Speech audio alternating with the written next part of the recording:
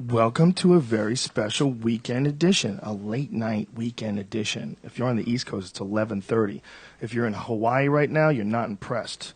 It's only 5:24, so 11:24 on the East Coast. The Joe Rogan Experience podcast. This episode is brought to you by Onnit.com. If you go to ONNIT, use the code name Rogan, you will save 10% off any and all supplements. We're going to keep it simple Look who it is. here. It's Kissy McKisserson. Oh, that guy. We met him this weekend. The dude who is in the Onnit Power commercial, the power lifter. Very, very cool dude, by the way. Nice. With his also very cool girlfriend. And it was hilarious because they were so happy that we shit all over the part of the commercial where he hangs out with the girls. She was so mad about that. Because at the end of the commercial, this is a commercial for a testosterone supplement called T+. And what T+ does is it naturally stimulates your body to produce more testosterone. And there's a commercial with this power lifter dude. Well, in the beginning of it, it's just him lifting weights. All of it makes sense. You know, but then the end of it, it was him with two girls at a bar, and he was like being Mr. Sexy Face. We need to get a copy of it because I need to see it. They took that shit off the internet so fast. And you know what he said? I guess I said in one of the podcasts, I said, like, I don't want to be like this guy or like look like this guy. So he comes up to me and goes, I don't want to look like you, man. I'm like, wait, who are you? And I'm like, oh, you're Kissy Muscle guy. He stop. You're not telling the truth at all, you fuck. You distort reality. He came up to you and told you the whole thing. You knew who he was exactly. Yeah, but and he said, he tweeted it to you. Well, fuck right, you, man. I don't want to be like you. Yeah, either. I had no idea who that was. Yeah, okay. I just thought it was a hater. I probably blocked him. I was like, what? I don't want to be like you either. What the fuck that mean? Whatever. But he was super nice, and I accidentally put a sticker in his girlfriend's hair. Yeah, Brian he thought he was being cute by putting Death Squad stickers on the back of people's back. When I was taking photos. Yeah, douchebag. Silly bitch. Anyway, Onnit.com, ONIT, codename Rogan. Save yourself some money. 10% off any and all supplements. When is your shows? You got a show in San Diego coming up? Yeah, we have one San Diego, March 14th. We have Billy Bonnell, Tony Hinchcliffe, Jason Tebow, and another person that we're working on that's pretty big. And tickets are on sale right now. And also, I'm going to Toronto in July, but I won't even bother. Well, that's in July, you fuck. What are you doing? It's too far away. Yeah, it's too far away. All right, Dr. Stephen Greer is here. We are going to get to the bottom of a lot of crazy shit, ladies and gentlemen. This is one of the most requested guests ever on the podcast. Cue the music, Brian. Let's get this thing started officially. Joe Rogan Podcast, check it out. The Joe Rogan Experience. Train by day, Joe Rogan Podcast by night, all day. Our guest today, for folks who are tuning into this, ironically, on Sirius Satellite Radio, they don't hear the commercial part of it. Dr. Stephen Greer, if you don't know who Dr. Greer is, there's a thing that a lot of people are aware of that came out, was it 2011, the Disclosure Project? Was it? In 2001. 2001, did I say 11? I meant 1. I meant right around September 11th. That's where the 11 came from in my head. 2001, it was huge in the internet, a huge point of controversy and a topic of conversation. It was you on stage introducing this Disclosure Project, explaining how much information you had access to about alien spacecrafts visiting Earth and how many distinguished, high-ranking military people. And that was where it got shocking. Agreed with you. That was where it got shocking because that was the first time we'd ever seen like high-ranking military officers, one after another, testify that they had personal encounters with things that are not of this world. People who would know the difference between black ops technology, the current military defense projects that might be secret, and people that would know also who to talk to about these things if they did think it was a black ops. Right. But they knew. Right. It was, in my opinion, that video is probably one of the most important videos ever when it comes to extraterrestrial life or the idea of extraterrestrial life visiting Earth. Because the conversations that I've ever had, that I've always had with rational people, especially rational people who are not obsessed by aliens like I've been my whole life, but rational people who just, I don't know if it's real or not, but, where's the evidence? I'm sure there's alien life out there. Has it visited us? Oh, probably not, right? when you see that video and you see those high-ranking military guys, one after another, give these very not just believable, but they're spooky. These are spooky stories because the way they're talking about them, you could see in their face the emotions as they're recounting the sheer, to use a word, alienness of their experience. Right. We had never really seen anything like that before. It had always been, well, I guess they probably could be out there, but who knows? When I watched that video, it was a real shift, because it was one of the first things that I ever saw that made me really stop and think. There's a part of everybody that doesn't want to get duped. Right. And when it comes to a subject, especially an important subject like UFOs, there's a part of everybody that goes, you want to call bullshit right away, because you don't want to be the last guy to call bullshit. You don't want to be the guy who believes, and it turns it's bullshit. Oh, you dummy. You believed it. You were the first guy believing it, man. You want to be the first guy to call bullshit. It's always a way cooler position. And if there was alien life, that had visited the Earth, what evidence would they leave behind? What would you know in your day-to-day existence? How much of it would you know? Almost nothing. Nothing. Particularly when it's getting hoovered up by a very well-organized and well-funded intelligence program, including the Project Blue Book, which was run by Dr. J. Allen Hynek, right? Well, that was a cover story. The Project Blue Book was really a little office where they were putting things in there and making it sound like they were really investigating. Meanwhile, there was a unacknowledged project, what we call a black project, but the proper name is an unacknowledged special access project, or USAP. And the USAPs running this have been around since the 40s, very well funded, working on these issues, working on the technology, studying how these things are going from one star system to another. And that's the sort of thing that we've been drilling down on for about 22 years. So the Project Blue Book that was run by Dr. Hynek, is that was his name? Yeah, Dr. J. Allen Hynek, right. Hynek. He was an Air Force guy, astronomer that the Air Force engaged to do that. And later, he came out and admitted that was all just sort of a dog and pony show. And he also became a huge UFO believer, which is really fascinating, because most of the stories that they investigated in Project Blue Book, he sort of debunked. Correct. And in fact, instead of being open about the possibilities, they always steered towards debunking first. Right. And actually the big problem became when he put his foot in his mouth when in Gerald Ford's home district in Michigan, there were a whole dozens of people who saw an extraterrestrial vehicle that was maneuvering at close range, and he went up and investigated and made some reference to it being swamp gas. And Gerald Ford went ballistic because his constituents went ballistic, and Gerald Ford actually had an inquiry into it while he was a member of the House of Representatives. Of course, later as president, he never dealt with this issue because basically presidential intelligence doesn't have access to those projects. When you say that he said it was swamp gas, that J. Allen Hynek said it was swamp gas, so right. You're saying that Ford objected because he knew it was an extraterrestrial vehicle? He knew that some of his constituents, who were very credible, knew it was something real. What was his position then? What was he? He was actually believed it was real. I mean in government. What is pre-president? Yeah, he was in the House of Representatives in the Congress. Mm-hmm. Okay. He was a congressman before he was vice president and then president. And so he was upset that they were saying that it wasn't a real vehicle. So he clamped down on it. Yeah, and actually held a hearing where a lot of people came and gave evidence and information, but it didn't go anywhere because it's Washington. Nothing ever goes anywhere in Washington. And I started as founder of DisclosureProject.org and now SeriousDisclosure.com. We began investigating this in 1990. And, I'm a trauma doctor, emergency doctor, who was running a very busy ER and raising 4 kids. And I got involved with this because I knew about it since childhood. And, I have family. My mom's brother, uncle, was an engineer that worked on the lunar module, and I had an interest in this since I was a little child.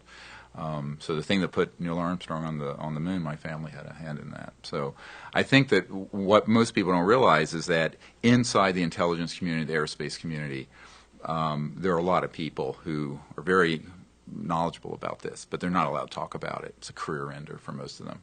And that was what we did for Disclosure Project, was to put all those folks together identify them. So I spent about 10 years identifying who these people were. And first I had maybe half a dozen of them.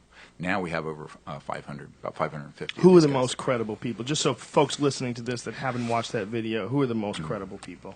Well, we're going to have some of them in the film, Sirius. You know, that's like Sirius. Sirius is going to have a lot of this information in it, and some stuff that's going to blow your mind, including the possibility of an actual body, a humanoid body that we're investigating. And we'll get into this in a moment. And when you see it, you're going to go, really? My God. But, you know, these witnesses that we have who are military go from the head of investigations for the FAA, John Callahan, to people like Gordon Cooper, who was one of the early Mercury astronauts, who his crew actually filmed one of these extraterrestrial vehicles landing on a dry lake bed out here near Edwards, and he looked at the film and sent it on a Pentagon plane. And now the backstory to this will give you an idea of how labyrinthine and screwed up Washington's become, and what Eisenhower said when he said, "Beware the military-industrial complex, because it's going to get out of control and be a threat to our democracy." Gordon Cooper, you know, very heroic early astronaut, had detailed information, what we call actionable intelligence, on that event, this landing of a vehicle in broad daylight near Edwards Air Force Base in 1956. Now, when Clinton was president, Gordon Cooper was asked by the Secretary of Defense, William Cohen, about this issue. And he says, yes, I absolutely will verify this, and I'll give you the information when and where and how it happened. So the Secretary of Defense of the United States of America had this information, made an inquiry through channels, and came up with a dry hole. Basically, this stuff has all been put into a parallel universe that the senior people in our government have, for the most part, no access to. Now, I would not have believed that if I hadn't been the guy who was brought to Washington during the Clinton years to do the briefing for the CIA director. And I was asked to go up there as a service, and I did it, left my ER, and I put together a whole lot of these early witnesses' testimony, photographs, some really amazing government documents that we acquired, some through channels I don't want to talk about.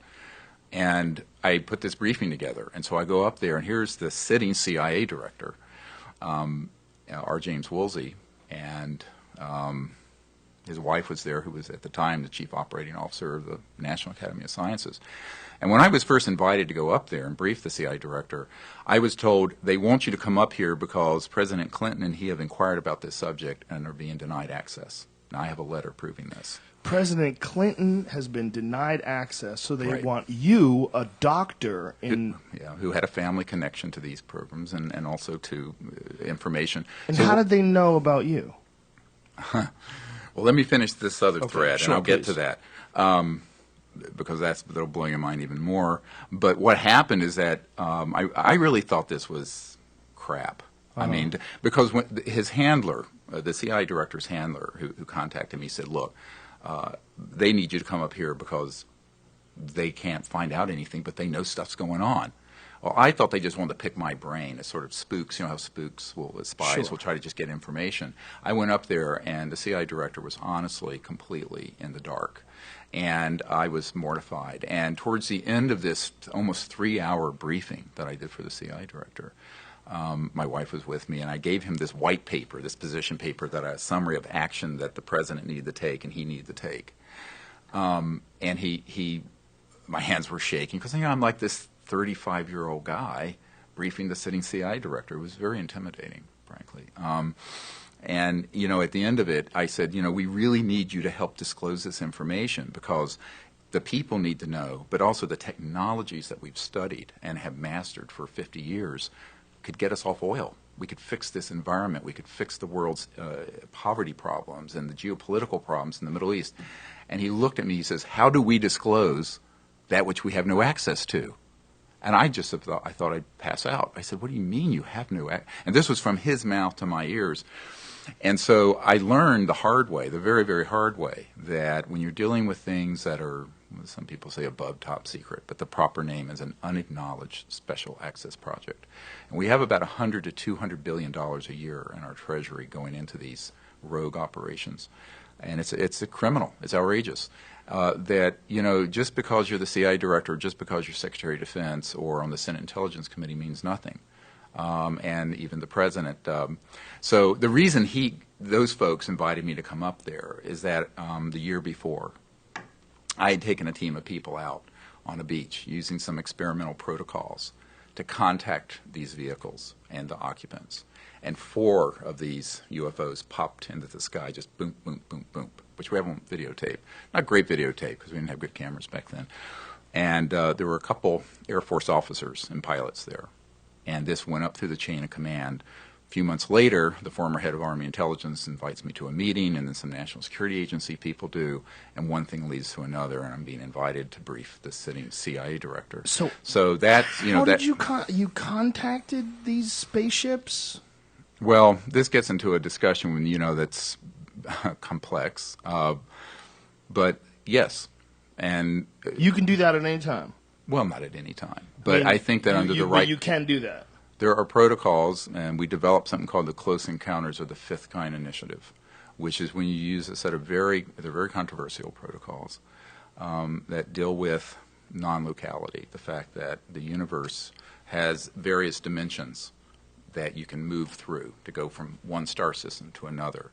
But those dimensions that are at higher resonant fields than, say, linear space-time or electromagnetism also interface with what I call coherent thought. So the Moody Blues were right when they said thinking is the best way to travel. And there's a component to where I'm probably going to lose half your listeners right now. No, you won't. I've got freaks listening. All right, well, okay, all you freaks, listen up and listen up hard. You can develop technologies, and we have these in classified projects now, where you can have what's called a switch that will interface with very intent thought. So it's beyond, forget your iPhone. Now, if you're traveling from one star system to another, that's what you're going to be using. You're going to be using technologies that are phasing at multiples of the speed of light. And those dimensions also intersect at a certain point with coherent thought, just like light is coherent, a laser is coherent light. And so this gets into the whole question of how over the history of humanity have there been so many reports of contact, and there are. I mean, going all the way back to the Vimanas and the Vedas to accounts that, there's a wonderful painting in the Middle Ages of this exactly, it looks like a modern UFO over the shoulder of Mary, holding Jesus in a picture it's from the 1400s. I've actually seen the original of this. So I think the question becomes, we probably have always had extraterrestrial civilizations observing our little planet. The question is, what happened in the last 50 to 100 years that really got their attention? And I'm quite convinced it was when we started detonating thermonuclear weapons. But one of the projects we're involved with is Disclosure Project. Another one is sort of a citizens diplomacy effort saying, look, since our government is dead in the water on this in terms of the Secretary of State and folks like that, and I know I went up to the UN and met with, back when Boutros Ghali was UN Secretary General, and briefed these guys, and Leah Ghali, the wife of the Secretary General, and I talked about this in depth, and she said, they're not going to let us deal with something like this. So I started a citizens diplomacy effort back in 1990. But this is actually, and this is the part that I get ridiculed the most for, but it's the reason why the intelligence community took it most seriously, is that they knew that we had discovered the Rosetta Stone of contact, and they were very concerned. Now, concerned from the covert end, from the end of a lot of these Washington operatives, they were just fascinated. They didn't understand it, because it was sort of past their scientific understanding, but they were very interested. This is something I hate to interrupt you, but no, please, this is something that we can't really just gloss over. The idea that coherent thought, as you say, intersects with these other levels, these other dimensions that we can't normally access. Correct. How did you find out about this, and how did you develop the ability Well, you're to putting me in the hot seat early, man. Well, you have to. When you say that you can do that, I mean, somehow or another, you have to, without getting anybody killed, you have to explain. How'd you figure that out? I figured it out when I was a teenager, and through a series of experiences I had. And You know, I was talking to Thomas Jane, who's an actor here in town, about this, and I had a near-death experience when I was 17. I was very sick, and I had an experience that took me into some awareness about the nature of consciousness and the non-locality of mind, and the fact that the mind is actually a singularity, that there's really only one mind, and it's just shining through various individuals, appearing as many. And this experience, although it sounds very spiritual and religious, was very palpable. And I was raised a very devout atheist, so we didn't believe in anything. And so when I realized that this was real, I began to study meditation. And through that, began to have some experiences where I realized this could happen. And I had a contact experience. I was 18, it was a few months later, in the fall of 1973. And I was doing this, I was meditating, and then I was doing what's now called SRV, scientific remote viewing, where you use consciousness to see remote places. And of course, Army intelligence and the CIA have experimented with this for years, which you may or may not know about. We can get into that. But I know all those guys. I know all the SRV people. But I was a kid, you know, and I just turned 18. I was doing this, and suddenly I had this experience where I thought, well, what if I try to go into that state of one mind that I experienced when I was a kid, six months earlier when I had this near-death experience? So I did. And then I had an experience where I remote viewed and saw deep space and could see that there was an ET spacecraft out there. And I made contact, and it appeared. And it literally materialized right near the mountain where I was. And how old were you when you did this? 18. No drugs? No, I've never done any drugs, actually. You've never done any drugs? No. No psychedelics, nothing? Never. Wow. No. Are you aware of dimethyltryptamine? Do you know what that is? Yeah, I do. You know, it's supposedly your brain produces it Right. when you're in periods of extreme stress or near-death experiences. Yeah. And it's also the same chemical that's in ayahuasca, which has been used by indigenous tribes to. Right. No, this was produce just spiritual this was a states. very natural sort of thing that happened. Yeah, but what I'm saying is that these people that are having these experiences, that are having a lot of people that are having alien contact experiences, they are all having them in the middle of the night. Like most of them are having them at night. And I'm not discounting this in any way. In fact, I may be possibly enhancing the possibility of people understanding this, or the vehicle. The mind produces this dimethyltryptamine during REM sleep, and it's believed. It's still a very sketchy thing. We know that the body produces it. We know they believe the pineal gland, which is literally your third eye, and reptiles Right. it has a retina and a cornea and a lens. You know, Right. they believe that's what. But the evidence on it apparently is like really kind of it's hard to figure out exactly. But they know the body has it. They know it's produced by the liver and the lungs for sure. And this chemical, when you get it and you give it to people that have had UFO abduction experiences, it gives them the exact same experience. It brings them into contact with other beings. The idea that this is just a hallucination because your body has some endogenous chemical in it, and it spikes and Right. stimulates the visual cortex and what have you, and you have this. That is what everyone has always assumed.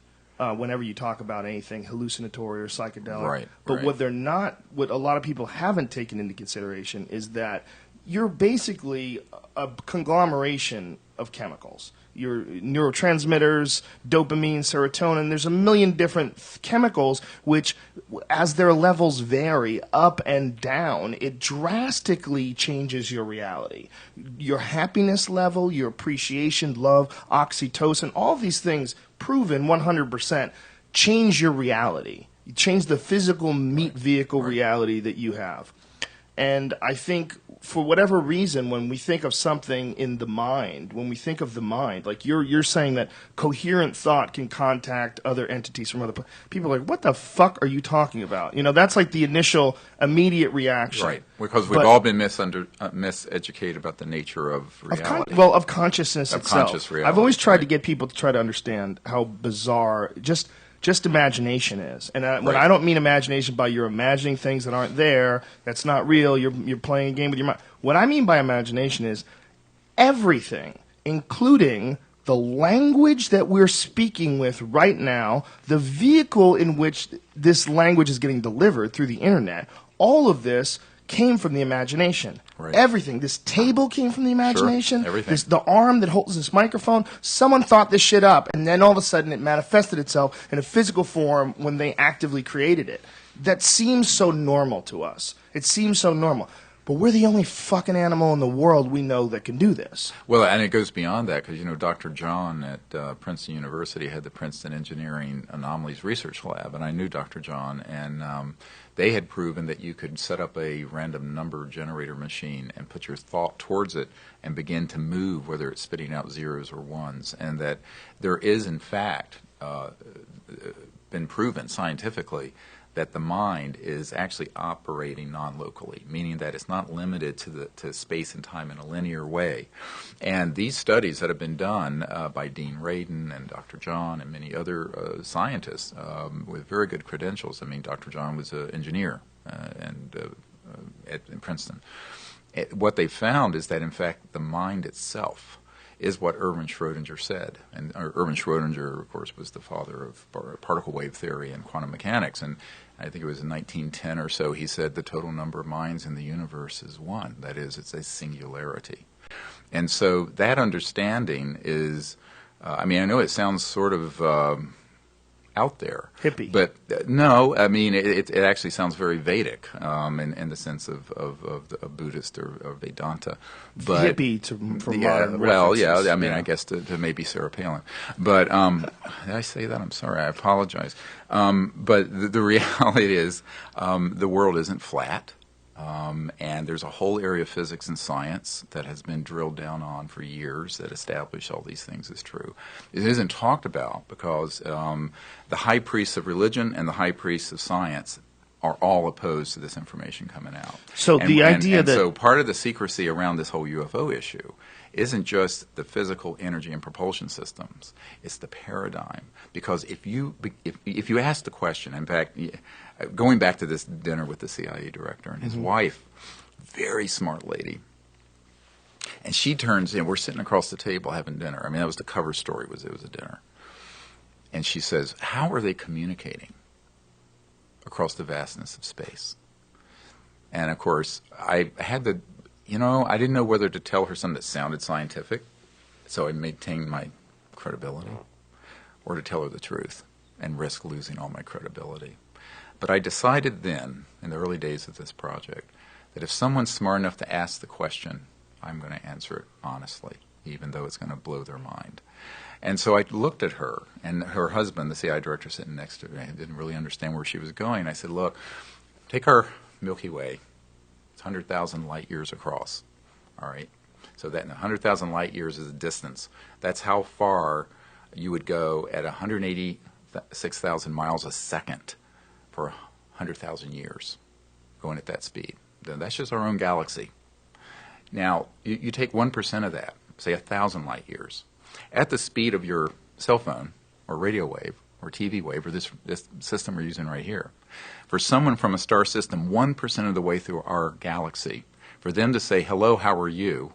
And for a spacecraft that's at another star system 1,000 light years away, say here, Earth, to say, fine, how are you doing?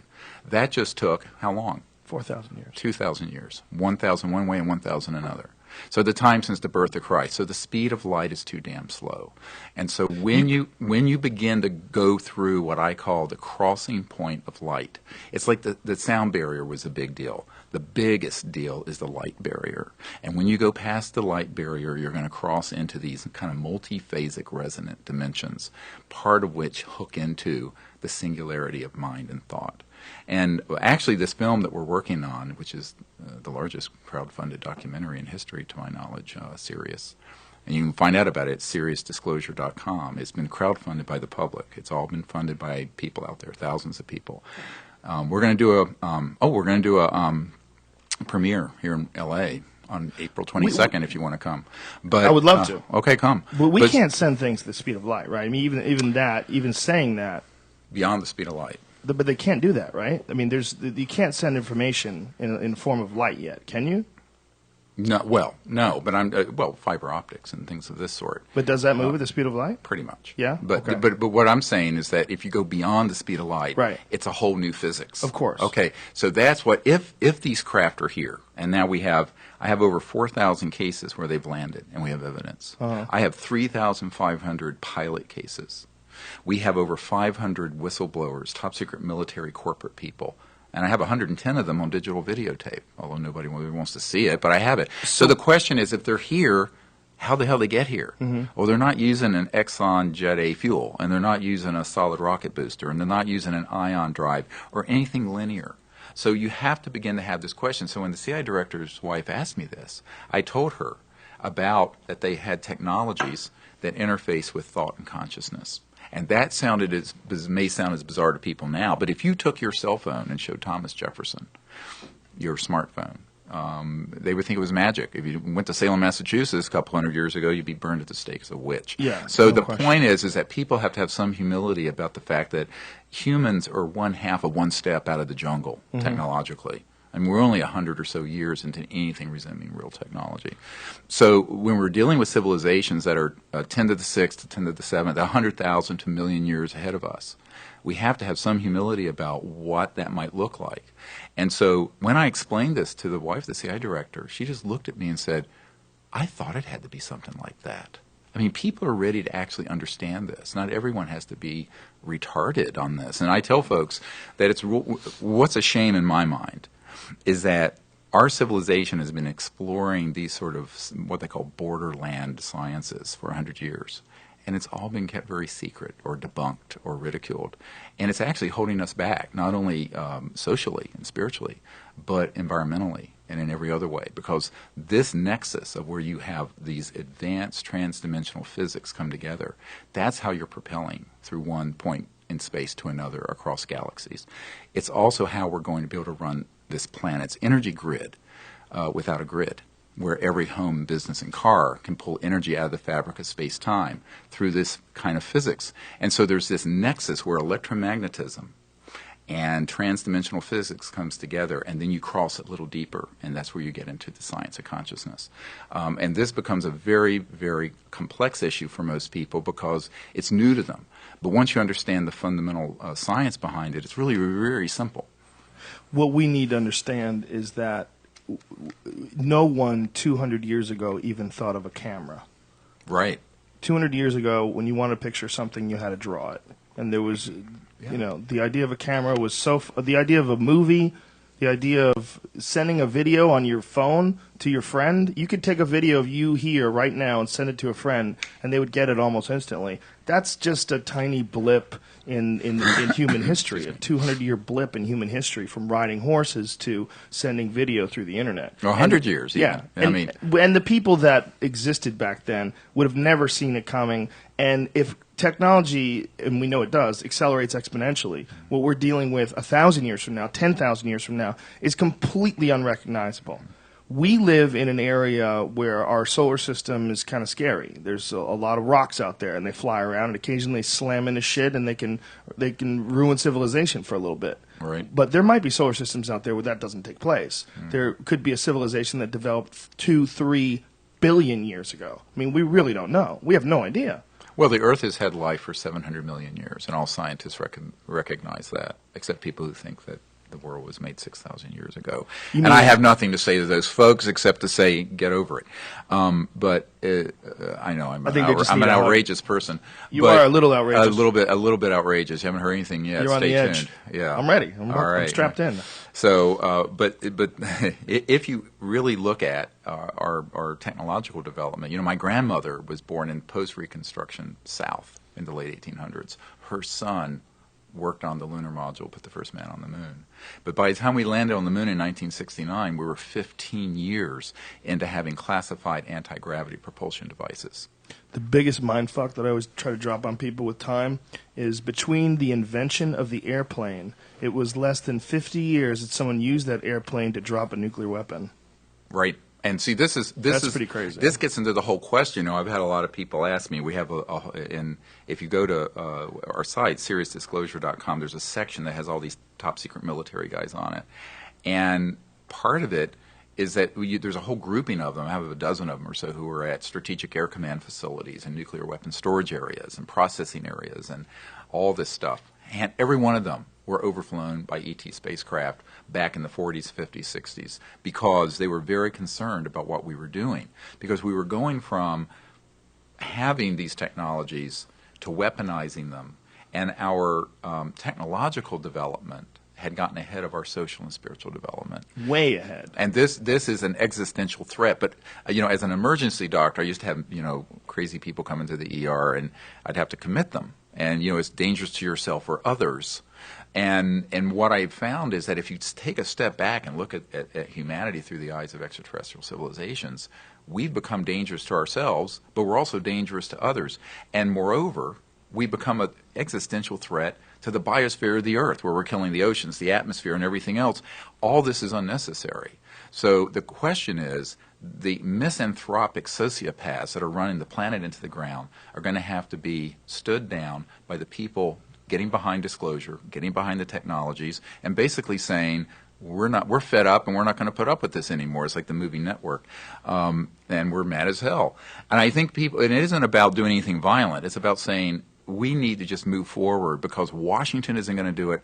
My uncle's company, Northrop Grumman, isn't. Lockheed Martin isn't going to do it. It's you and me and the other people out there who get the situation we're in and want to fix it. One of the things that might have also got their attention was Operation Starfish Prime. Are you aware of that, from 1962, where they launched a nuclear bomb into space?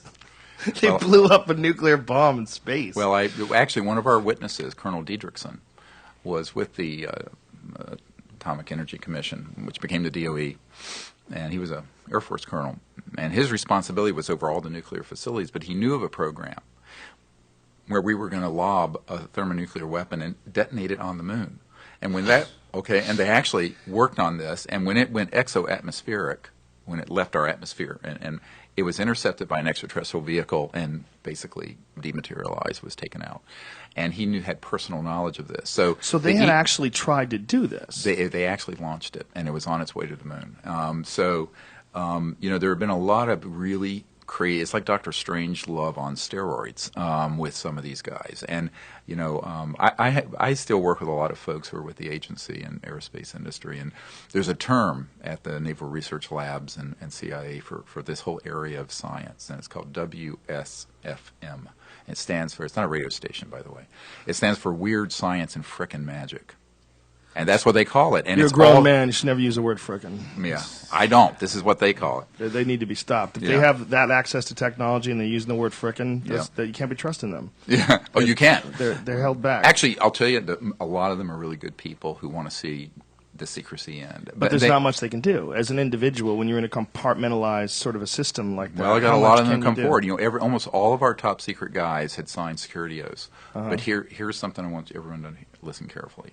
Daniel Sheehan, who is a constitutional attorney who did Pentagon Papers and Silkwood case and all this, and I ran this by him. I said, look, I've done briefings for, here's a short list: the Director of Central Intelligence, the head of the Defense Intelligence Agency, members of the Senate Intelligence Committee, senior people who are on the House, various House committees, Government Oversight Committee, presidential staff, the head of intelligence for the Joint Chiefs of Staff, what's called J2. Personally, I took astronaut Edgar Mitchell to one of those briefings for the Admiral, Admiral Tom Wilson. And every one of these people had been inquiring about this issue and had been denied access. One of them, who I will not name, I learned before my briefing with him, I had given a document that's going to be in this film, Sirius. And the document is on the front of the thing, the briefing I put together for President Obama. And if you go down the list... You put together a briefing for President Obama? Yeah. They asked you to? Someone senior involved with his team did. And so... Jesus Christ. How weird must that be, to be the president, and then to get in there and go, okay, what the fuck is going on with UFOs? Yeah, the emperor has no clothes. Hey, call that doctor. What's that guy's name? Yeah. Virginia? Dr. Greer? Go get that guy. Yeah. Wow. So, no, but what happened is that when this admiral looked at this document, and it's going to blow people's mind when they see this, It's a National Reconnaissance Office document. And NRO does all the top secret spy satellites. And over their headquarters it says, "We own the night."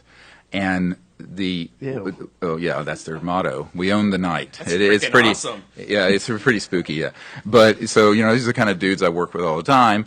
And what happened is that one of these compartments, it has a whole distribution list: cosmic ops, magic ops, da da da da da da da. All kinds of it. It's about 20 of them. And this is a document that was not declassified. That was given to me by a source that I won't talk about. And this admiral recognized one of those compartments, so he contacted them. And on the other end of the phone, he said, "Look, I'm so-and-so." And they said, "Yes, sir, we know who you are." And he says, "Well, I want to be read into," which is military speak for briefed, on this project. And they said, "Sir, we cannot discuss this project with you. You don't have a need to know." He says, "What do you mean? I'm the head of intelligence for the Joint Chiefs of Staff. How can I not have a need to know?" And they said, "Sir, we will not discuss this with you." Clip blocked him. So who the fuck knows? Who's like, how many people are there? Have you determined that? Yeah, I have. I know some of the members of there's a committee, and it's transnational. It started out much smaller and less opaque back in the 40s when Truman was around. Does it have a name? It did have the name Majestic, and that is not a myth. And so it was Majestic 12, right? Is that what it was? Yes, but the document as of the 90s that I got, it still had Magic, MAJIC, on it. Uh-huh. And so a lot of these programs, they've gone through multiple generations of evolution, and now I understand it's a committee of 200 or 300 folks who are corporate, very deep kind of shadow government operations. And the mistake the public makes is that they think that just because you're the president or the CIA director or a member of the Senate Intelligence Committee, you're going to have access to those. And that's because they do not understand what Rumsfeld said is true on the day before 9/11, and this is going to be in the film, where he said there's $2.3 trillion basically missing that we can't account for out of the Department of Defense budget over the last few years. 2.3 trillion, not billion. Now, we found out, and I discovered this in the early 90s, that there's somewhere between 100 and 200 billion a year basically just being stolen going into these illegal projects. And so when Sheehan and I looked at this attorney, I said, look, if all these people who have a need to know in the constitutional chain of command are being lied to, deceived, and what have you, I'm going to declare all those projects rogue, a priori, illegal. Therefore, anyone who signed a security oath for them, I'm going to unilaterally announce that they're released from them. So all of you listening, if you've been in any of these projects with Lockheed, Northrop, SAIC, the CIA, you do not have to go by the secrecy. Because if they are denying access to the people who are in the constitutional chain of command, which I can prove they have in a court of law, those projects are rogue, and therefore those security oaths have no enforceability. Now, whether or not you have the courage to come forward is another question.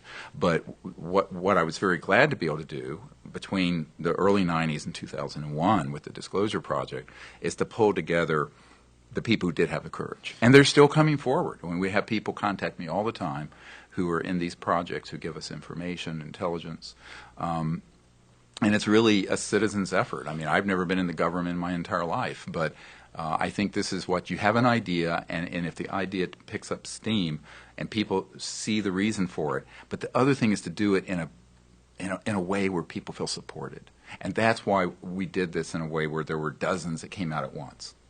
I mean, I think in the initial batch of people who came forward, it was about 70. One of the things I always want to get into people's heads when they start talking about the government or the people in charge or, those in the know, the idea that they're exchanging information has been proven false time and time again. Right. Not only that, what's really blown me away lately is finding out that, especially in this supposed patriotic time of war, we have government factions that don't like other government factions. It's always been that way. I was blown away when Petraeus was outed by the FBI. I'd be like, are you fucking crazy? Right. Like, that is nuts. You're talking about the head of the CIA, and the FBI is spying on him over an affair, and you're going to bring down this beloved national hero. Right. Stupid.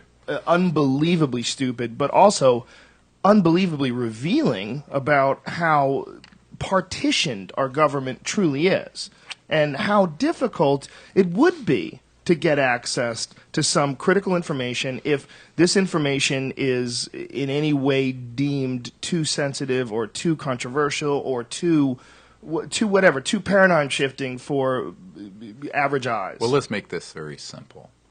If you acknowledge that the UFOs are there and they're real, and anyone with an IQ over mud is going to ask the question, then how did they get here? If you ask that question, we have the answers for it. And if the public knows that, then they know we don't need ExxonMobil, we don't need oil, gas, coal, nuclear power, or a centralized utility grid. Well, that's assuming, though, that most people believe that the UFOs are real. Because yeah, about 50 to 60% do now. I think they say that.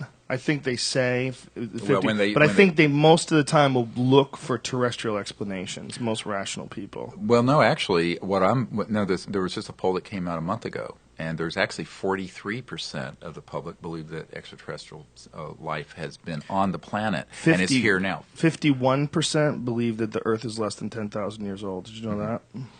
Yeah, well, I don't know if it's that high. 51%. I heard it was about a quarter of the population. So, Gallup poll, I think 2010. 2010, they got 51%. The Flat Earth Society still has a lot of members, I guess. But here's the bigger issue: is that if you bring this information out, and let's say that one of the objectives of what I'm working on now. I mean, let me just clear that up. Yeah. 46%. Okay. Creationist view of human origins, 46%. Well, but of the creationist view, not all those people think Right. the world is 10,000 years old. I think that number is only about 10,000 15%. years, though. They're saying 10,000 years. This is what, in this study, the Gallup study, is very specifically, 46% of Americans believe the creationist view that God created humans in their present form at a time within the last 10,000 years. Oh, God, you're going to make me move to Norway. Anyway, Canada's a good choice, dude. Canada's right there, and they're badass. I know. But just to throw some salt on your idea that please it makes throw sense. all you want. I mean, look, I told you that I'm a huge fan of the UFO experience. I mean, I really want it to be real. But just because 47% or whatever the fuck 46% think that the Earth Right. is less No, than you're 10,000 right. years Yeah, old. but the evidence speaks for itself. And I told someone once. But they does say, it? well, Does it? I mean, what Yes. percentage? Okay, let's just be honest, or rather, let's open this. What percentage of UFO sightings are real? What percentage are totally made up, and what percentage are a confusion? But that's not the metric we're using. We're going by government released documents. We're going by people who are insiders who have actually handled extraterrestrial bodies. So when you're talking about experiences, you're talking about experiences from people who are 100% credible, bulletproof, eyewitness testimony. I mean, and only that, but if you have the former Minister of Defense of Canada say that he checked out with a U.S. Air Force general, that in fact there was an accident that happened in New Mexico in 1947, which people call Roswell, and that what Colonel Corso wrote in his book The Day After Roswell was substantially correct. And this is the Honorable Paul Hellyer, and he and I did a press conference in Toronto a couple of years ago. And he has completely verified this. So the question is, and the same thing happened with Five-Star Admiral Lord Hill Norton. I mean, here he was the Minister of Defense. And he found out after the fact that, in fact, an extraterrestrial vehicle had landed at the Bentwaters Royal Air Force Base at Rendlesham Forest in England. And we have multiple Disclosure Project witnesses who were there. And it came out recently that the Ministry of Defense in Great Britain released the documents on that where they had physical evidence that this thing actually did land and left physical traces, et cetera, and so on. So I tell people, usually the New York Times say, well, we need 2 or 3 corroborating witnesses to something, particularly 3 if it's a very controversial story. I say, yes, but the Disclosure Project has hundreds of these sort of people, thousands of cases like this. And we're not talking about just people seeing something in the sky. Right, but they mean witnesses per event. They don't mean like overall. Yeah, but we have multiple ones for this landing at Rendlesham Forest. We have multiple ones from the Minot, North Dakota event. How many do you have? Where there will be some of them, 4, 5, 6 at one event. And they who all are have the very same credible story. military people. And so why isn't the mainstream news reporting this if you put together this amount of information? And then the question becomes, how free is our media? And how free is our market? And how free is our country? Because I think there's more corruption than people can imagine. And I'm not a conspiracy theory person. I deal with... Wait a minute. Yes, you are. No, I'm not. How dare you? No, How I'm dare not. you? I'm not, but just be honest. I just don't like you're theories. Okay, you're a I deal with- conspiracy I deal with- person then. But No, you're no. dealing about UFO conspiracies. Well, it's like, was the mafia conspiracy of a criminal enterprise? Yes, but Yes. it's not a theory; it's a fact. Okay, and so you're a there's a big conspiracy difference guy, between. then? Obviously, you're talking about a UFO conspiracy, an energy conspiracy. You're talking about Yes. suppressing information. people conspire in their yes. own interests, and if you're So you gotta. I don't know. I know you don't like conspiracy theorists, but okay. Well, no, I just don't. I think the Conspiracy term is believer? used. I think it's misused. It is misused, and I agree. and I think that just It's because- weighted. It's loaded. It's right? a loaded thing. Yes. And it's like, it's like when Larry King asked me, do you believe? I said, well, I believe in a lot of things that you can't see and prove. But if I have 4,000 cases where these things have landed, if I have hundreds of photographs and videotapes, if I have dozens of top secret guys who can corroborate this, why is that a belief? I mean, you believe in God and some other things. But, I mean, this is not a matter of belief. Most people believe, and I'll quote Neil deGrasse Tyson, who says that eyewitness testimony is the least reliable of all pieces of evidence. That's right. But what physical evidence do you have that goes along with eyewitness testimony that you believe is the most compelling?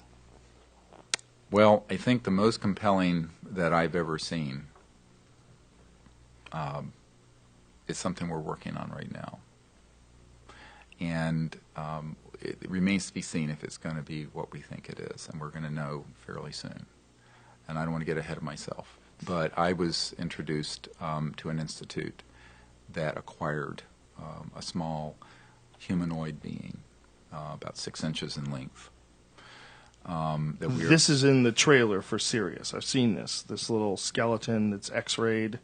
And CAT scanned, and we're now doing the genetic workup at the top university in the world that's doing this. Pull that up, Brian, because it's very freaky. People on Ustream and Vimeo can see this. You know what? Let's just play the entire trailer for you and get people excited about this movie. Now, who found this alien being, and where did they acquire this thing? It was. I'm not at liberty. Okay. I'm still waiting to see if this person. But it's an. Because it might be horseshit, right? It's a possibility. Do you think that you got hosed? No, I know. All I'm saying is that it is an organic being. It is an organic being. It is. The CAT scan shows lungs on the inside. It has 10 ribs and not 12. We have now proven from bone density that it's at least several years old, and it's only 6 inches long. So the team. How do you prove that from bone density? When you're dealing you with look at the epiphyseal plates and how much calcium. In other words, right, but if that's you, humans, isn't it? Why you're dealing with a completely alien species? No. I'm saying if you were to go back, if you're going to assume that it's not ET, then you look at it. What would this be if it were human? I see what you're saying. Okay, so you have to go through an algorithm and it's a diagnosis of exclusion. We could say in medicine, because if it's not a miscarried or aborted fetus, which is the size of what this would be, about 22 weeks, if it's not any known primate. It's not a fossil because it has organic material and DNA material. We've already extracted. We clipped one of the ribs, two of the ribs, and have gotten the DNA material out of the rib of internal marrow. And so this is being processed right now as we speak, literally. So if it was a human, it would be several years old. So that proves Yes. that it's not a human. There's no form of dwarfism or any other genetic anomaly known in the literature, according to the world's expert in this area, that would explain something of this age that is this, and also that has these abnormalities. If you look at the skull, Yeah. if you look at the fact that it has 10 ribs, there are no genetic syndromes where you have 10 ribs. And have you seen And this thing in person? I was the third person to hold it Whoa. and handle it. And I did I didn't say autopsy on it, but I did the tests on it. And How long had it been dead for? we have no idea. No idea. That we didn't get enough material from. We didn't want to damage this little thing too much, so the carbon dating on it will be the next step. We wanted to be sure we had enough genetic material, and if we had to go back, we didn't want to destroy. Anyway, so we're working a scientific algorithm on this. This is actually the people, the public, who are supporting the film Sirius, are the reason why we were able to do all these studies. How is this thing preserved? But it was found in a very, very dry desert area, and it's just very desiccated. It's very dried out, and it was not in any sort of preservative. And now it died a traumatic death. We know it behind the right mastoid air cell, behind your ear here. The skull is crashed in, and it's a little asymmetric on the jaw, and the right humerus is fractured through and through. And it happened at mortem or shortly post-mortem. We think it was the fatal blow to this particular being. Now, what is this being? When you look at it, almost every scientist that has seen it goes, looks like an ET.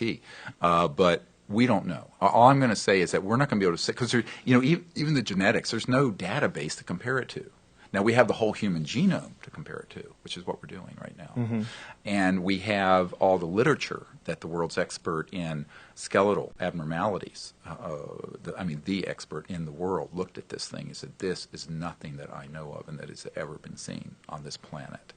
And so the question then becomes, what is it? Now, it turns out it was found in an area of the Atacama Desert in Chile, that native peoples have reports of these objects, luminous objects, going in and out of the foothills of the Andes. Famous for Very UFO famous, sightings yes, in Chile. very famous. And also in these remote native villages, there are reports of these very small beings, upright humanoid-type beings. Isn't that also the area where they constructed the VLT telescopic array? One of the very large telescope, I believe. I think there are, because it's a very dark area, and there have been a lot of astronomy. And we also know one of our witnesses who was manning a facility on the Peruvian-Bolivian border that's not too far from this area was there in the early 90s when we were using a SDI, Star Wars system, to track ET craft and hit them with electromagnetic pulse weapons. And one was downed and crashed on the Peruvian-Bolivian border. We hit it with electromagnetic pulse weapons. Yeah, this is... So who did this? The Air Force, the Army? Like, do we know? Yeah, we know, but I mean, it's this group Majestic. Uh-huh. But I mean, if you were to talk to the general I briefed, who's head of the Defense Intelligence Agency, which is almost as big as the CIA that's in the Pentagon, he didn't know anything about this. So when you say who's doing it, it's not. It's kind of almost not the correct even way of framing it. Is to say, when Senator Inouye, he just passed away, wonderful senator from Hawaii. He said there exists a secret government with its own Air Force, its own funding mechanism, its own Navy. I'm quoting almost exactly, and actually this is a great speech by this senator. And it's because he had run across that this was going on. So the question is, who's running this? Well, they've gone off the reservation. There's certainly no congressional oversight or presidential oversight over these rogue elements. And I think that is a threat to our democracy, but it's also a threat to our security in the world. If what we've learned is true from multiple military insiders, that we have been attempting to target these extraterrestrial vehicles and down them, how stupid is that? And you're dealing with civilizations that could turn the Earth into a pink mist floating through space in a nanosecond, and we're there firing at them? Why? This is... But you're convinced that this happened? Absolutely? I absolutely know it has. Because I have too many insiders who've been present when we've done this sort of the weaponization of electromagnetic signals. What about disinformation? Most of the information out there is disinformation. Right. I would say. Do you believe any of it's ever hit you? Like this might be disinformation? Oh yeah, I have. No, not what I'm telling you. No. But have I ever been caught flat-footed? Yeah, almost. But we're very careful, and I have to say, as a doctor who got into this sort of accidentally, and then I was tutored and mentored by some really good people in the military and in the intelligence community who wanted me to do this. And one of them is still at the CIA. He's a PhD guy. And he says, someone needs to do this because the politicians are never going to deal with it, and these big corporations are absolutely not going to let it out. And this was back in the 90s. And I said, well, what am I supposed to do? And, one of the interesting things, after we put this briefing together for Clinton and, Lawrence Rockefeller, I put the concept together of the best available evidence and all these cases. And then Lawrence Rockefeller hosted Bill and Hillary Clinton at the Rockefeller Ranch, and had me out there shortly before that. And Mr. Rockefeller was the white hat in the family who wanted to end the secrecy, unlike some of his family.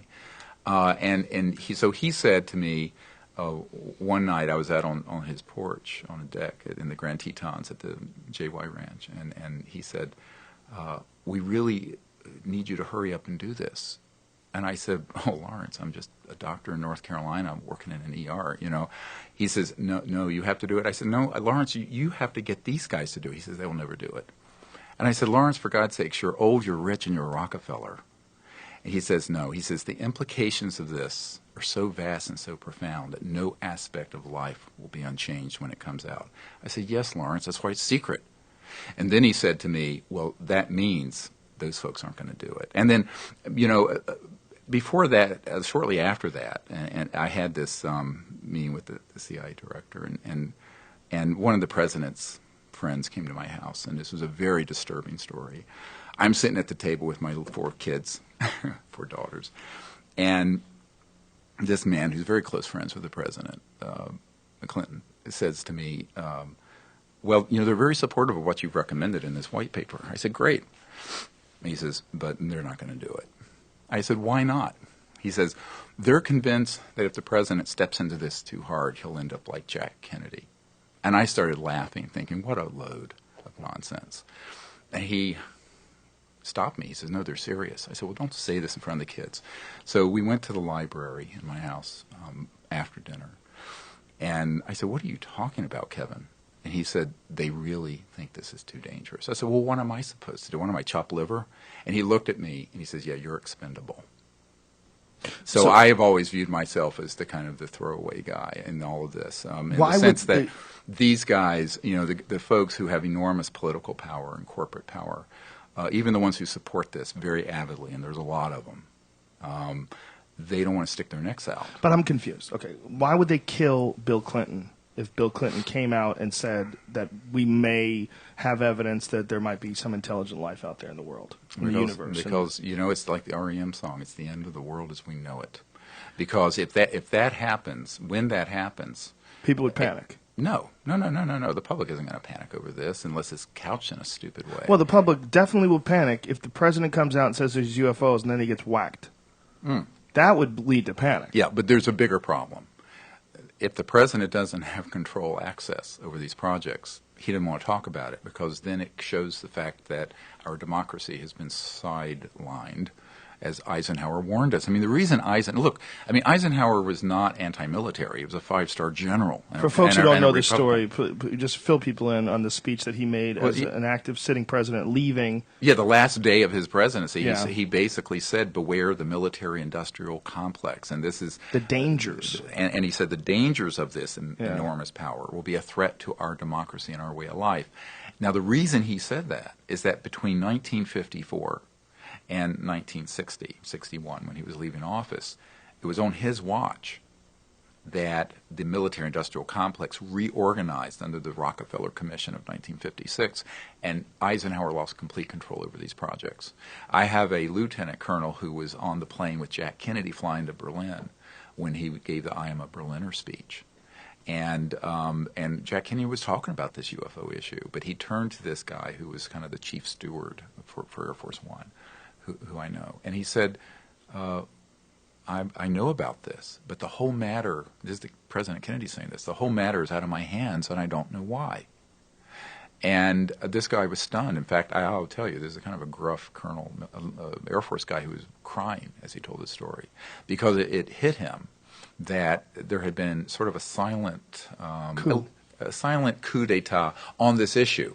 And one of the problems in Washington when I meet with people who are part of powerful committees and politicians is that they're kind of viewed as placeholders that come and go.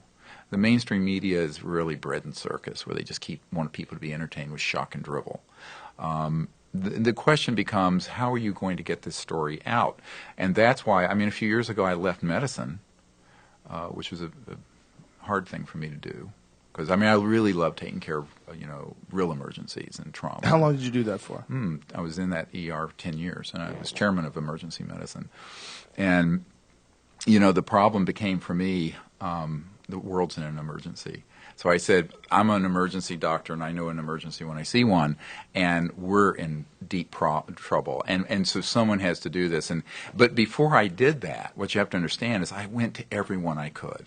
I mean, I went to these powerful people. I went to the UN. I went to the British government, the Ministry of Defense. And basically none of them doubted this was all true, frankly.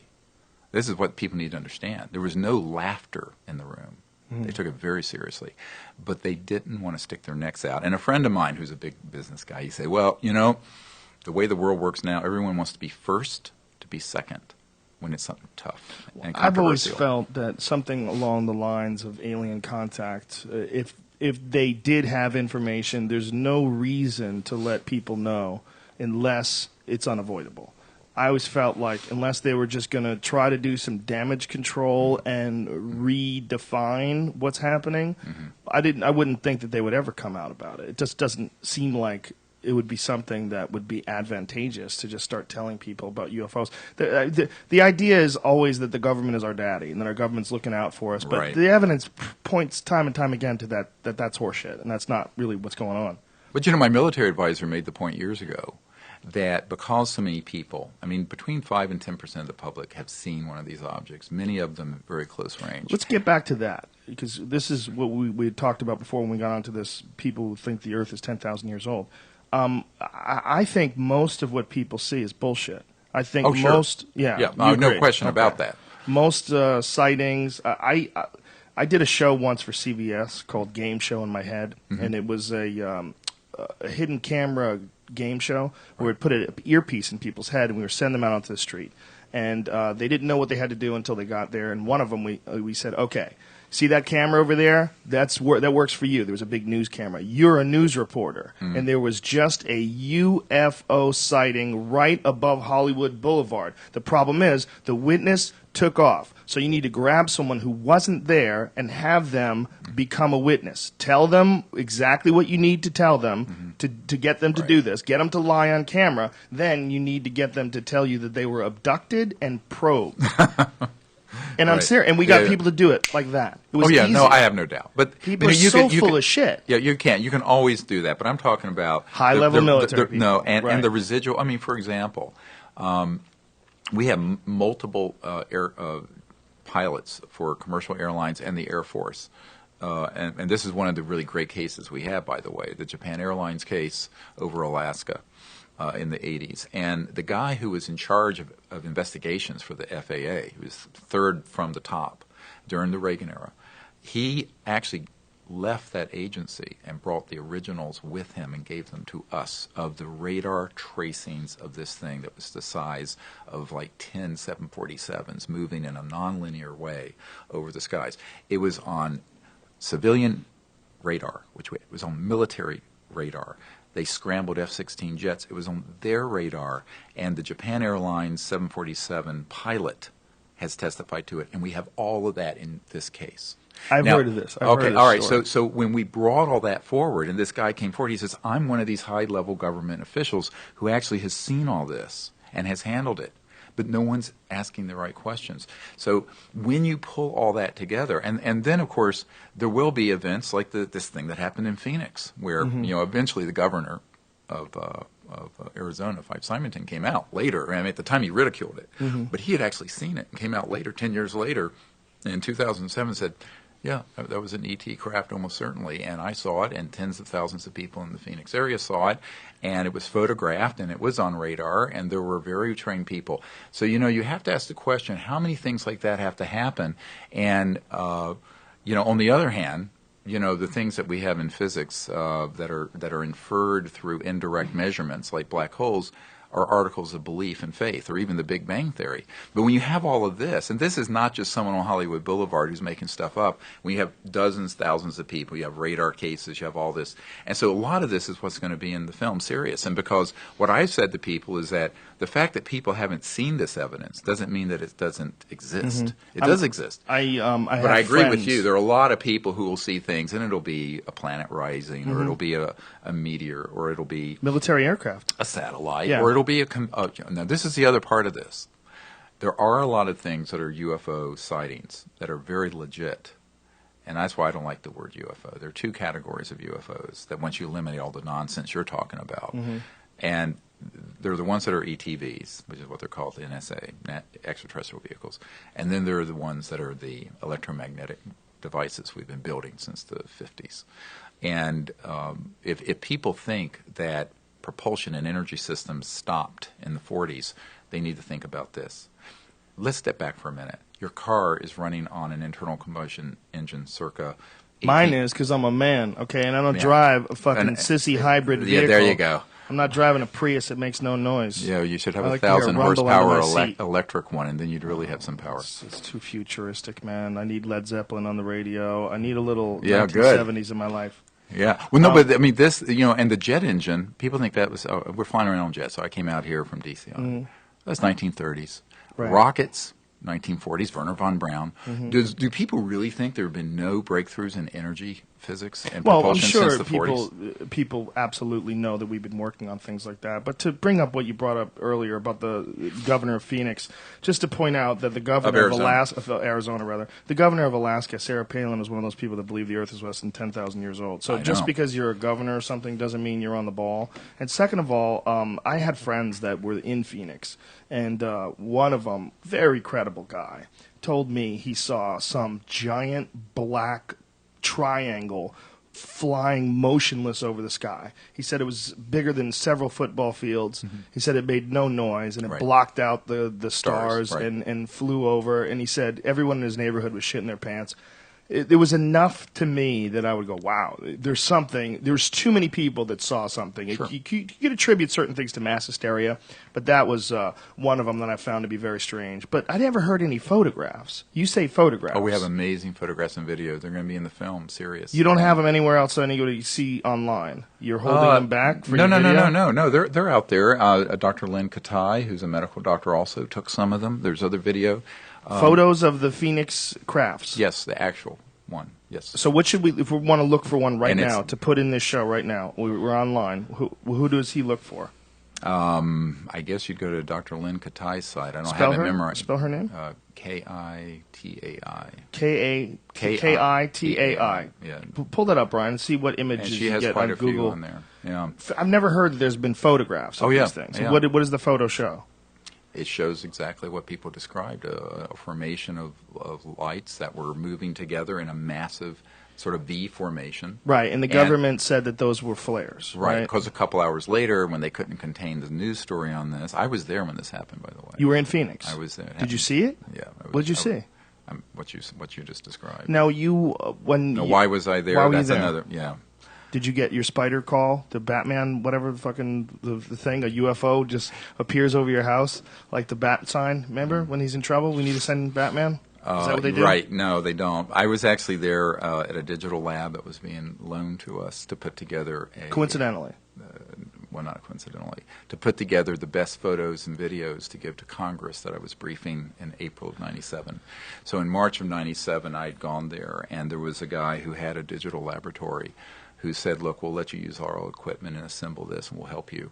And he'd worked a lot with the military. And so I had collected photos and videos from all over the world and governments from all over the world, which we call the best available evidence. And I was putting it together because in April we were holding a closed briefing for members of Congress who wanted to know. And that's when people like Congressman Dan Burton, who was chairman of the House Government Reform and Oversight Committee, came, and a whole lot of other people from the Pentagon and Vice President's office and whatnot. So I was there when that happened, and someone came running into the lab saying, "My God, while we're here trying, there's this going on," and it turned out it was on the news that night in Phoenix. Now, interestingly, the national news didn't pick up on it till June. This happened in March, which is very interesting. Why did that get held back?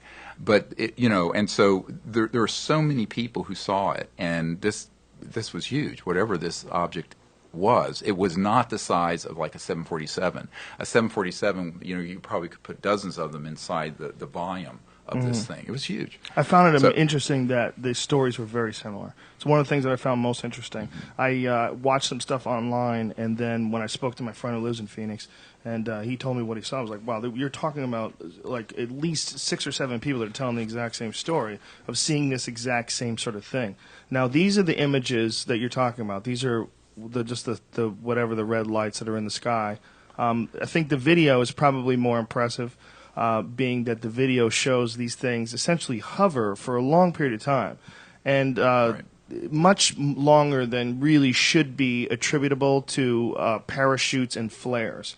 It doesn't really make any sense because parachutes and flares, they don't really move that slow. When you watch a guy jump out of a plane with a parachute, the parachutes, they slow your fall down, but they don't make you suspend. There's a good photograph of it. No, and we know how those kind of flares and but the people who were directly under it, and it moved not just over this part of Phoenix, it moved all the way from outside Flagstaff through the valley and then down towards Tempe. Now, how did you know about it? You were there working. Did you hear about it? There was a guy that ran into the lab and who had actually been in the military. He said, "You wouldn't believe what's going on."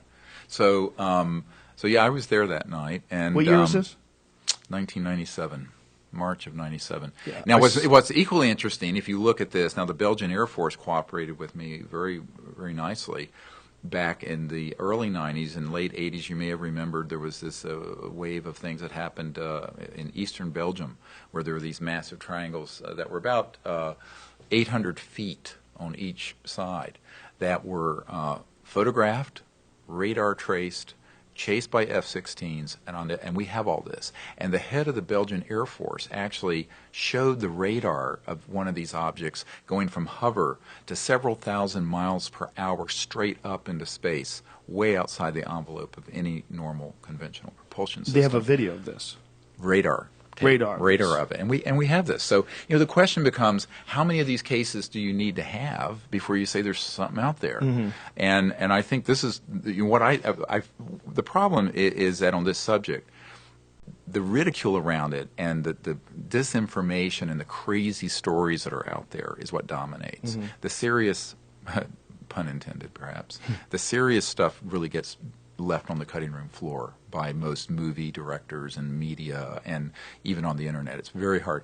And I think to pick your way through it is very difficult. What I've tried to do, and it's not that I've done a perfect job of it, I've done the best I can with a lot of help. But remember, we've never been funded. We're all volunteer effort. And so what we've tried to do is get people who have the really good stuff from governments come forward and share it. And this is why, when the Space Agency of France released a lot of their documents after I was having some meetings in France and with some of the senior. You can't say it both ways. It's either France or France. Yes, you got to pick. Well, it one. was France when I was there, and when it's here, it's France. There you go. And there's an admiral that works with us in France, who's a wonderful guy, and he's an MD and a PhD and an admiral, and he knows all this is very real, and so eventually the French government really, I believe it was about 100,000 pages of documents on all of this, and now since the Disclosure Project launched 10 or 12 years ago, there are 14 countries who've opened up their files. Now, of course, the United States isn't, because the United States is managed differently on this issue. It's a compartmented, unacknowledged special access. And the former project. Soviet Union has actually been pretty open more recently, in more recent times, about the possibility. When it first fell apart, not so much now. But when it first fell apart, we have a great dossier of KGB cases and files, and also military. And in fact, some of the cosmonauts that had encounters with these, I pulled together in 1995 for a meeting with some of our astronauts, like Edgar Mitchell, to have a meeting out here in California. So there are some really solid cases out of the Soviet Union. Does Edgar Mitchell claim to have had a personal experience? No. He's just investigated it and has concluded that this is all very real. And he did come with me. I invited him to the briefing we set up for the head of intelligence for the Joint Chiefs of Staff at the Pentagon. I think it was very interesting for him to have learned that people at that level were shaken to their foundations because they concluded this was all real, but when they made inquiries, they were being lied to and denied access. And so this brings up this question: who's running this show, and who the foxes are guarding the hen house, and this is exactly goes back to Eisenhower's warning, but we're 50 years into that era now, and so half a century later, as big of a screw up as it was in 1961 when Eisenhower warned us about it, it's 10 times worse than that now. And so much so that I have concluded that the way we change the dynamic on this is that the people will lead, the leaders will have to follow. We do the disclosure. We bring out these technologies. We set up teams to make contact, and we just bypass the government. The evidence that you have, this or possible evidence of this alien life, before that, this is a more recent thing. This is fairly recent, right? Before that, what was the most compelling piece of physical evidence that you've ever encountered? I would have to say that it's these really well-documented, complex cases that involve documents, radar cases with photographs, and multiple corroborating credible witnesses such as what about pilots. Landing sites? I mean, we do. And I actually have been given materials from where the sites have landed. They're very anomalous. A great case that's in the French files that they released in the Japan, what's it called, Japan, this the space agency like NASA, release was the Provence case of 1981, I believe, when one of these objects landed in a lavender field, of all places. Must have smelled awesome. Yeah. Well, it was a commercial lavender farm, and so cool. And it was wee hours of the morning, and this thing lands. The farmer comes out, and it's this disc-shaped craft. How large? I think it was in the 50-foot diameter range. And there were these little beings outside picking lavender. Now, this sounds crazy, like something out of science fiction. Like how little? Like your little guy? No, these were, from what I remember, like 4 feet, 5 feet, in that range. And then, it left this spot where it had landed, and there were anomalies, electromagnetic sort of radiation into the soil, and this was actually studied by the French government, concluded to be an absolutely real case, just like the Bentwaters Royal Air Force Base case in England was determined to be an authentic case of a landing. So these sort of landing cases that have also now, at the time, there weren't many people coming forward. Now we have all these military people coming forward, corroborating they were there, they saw this, and now the documents are getting released from the UK and France. But in the United States, it's still a black hole. Now we're going to play your trailer for the upcoming film series. You got it pulled up, Brian? Yep. Is it queued all the way through? And here we sit in 2012 with the world still burning oil and gas and coal when we have had all the information we need to have had a completely new civilization. Dr. Stephen Greer is absolutely a hero. In the councils of government, we must guard against the acquisition of unwarranted influence, whether sought or unsought, by the military-industrial complex. You know, hundreds of billions of dollars. I think the public would be a little annoyed. All right, sit down and shut up.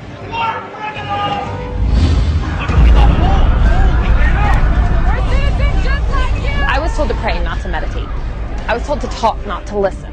I'm learning to listen. The primary purpose is to train people to understand these other civilizations and their cultures. I don't give a goddamn what anybody else says about it. I saw that. But who do you tell without them looking at you like you ain't wrapped too tight? And I was a part of the United States Air Force cover-up for 18 years.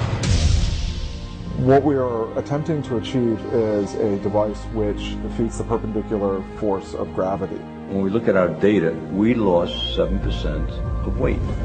We now have the technology to take ET home. Consciousness is at once the most familiar thing to us and the most mysterious. It doesn't take much effort if you just clear your mind. People are afraid of looking at technology. Paul Brown stuff got basically suppressed for many years. He got murdered. The problem is not proving that UFOs exist. It's when you begin to expose the energy and propulsion systems behind how they're getting here.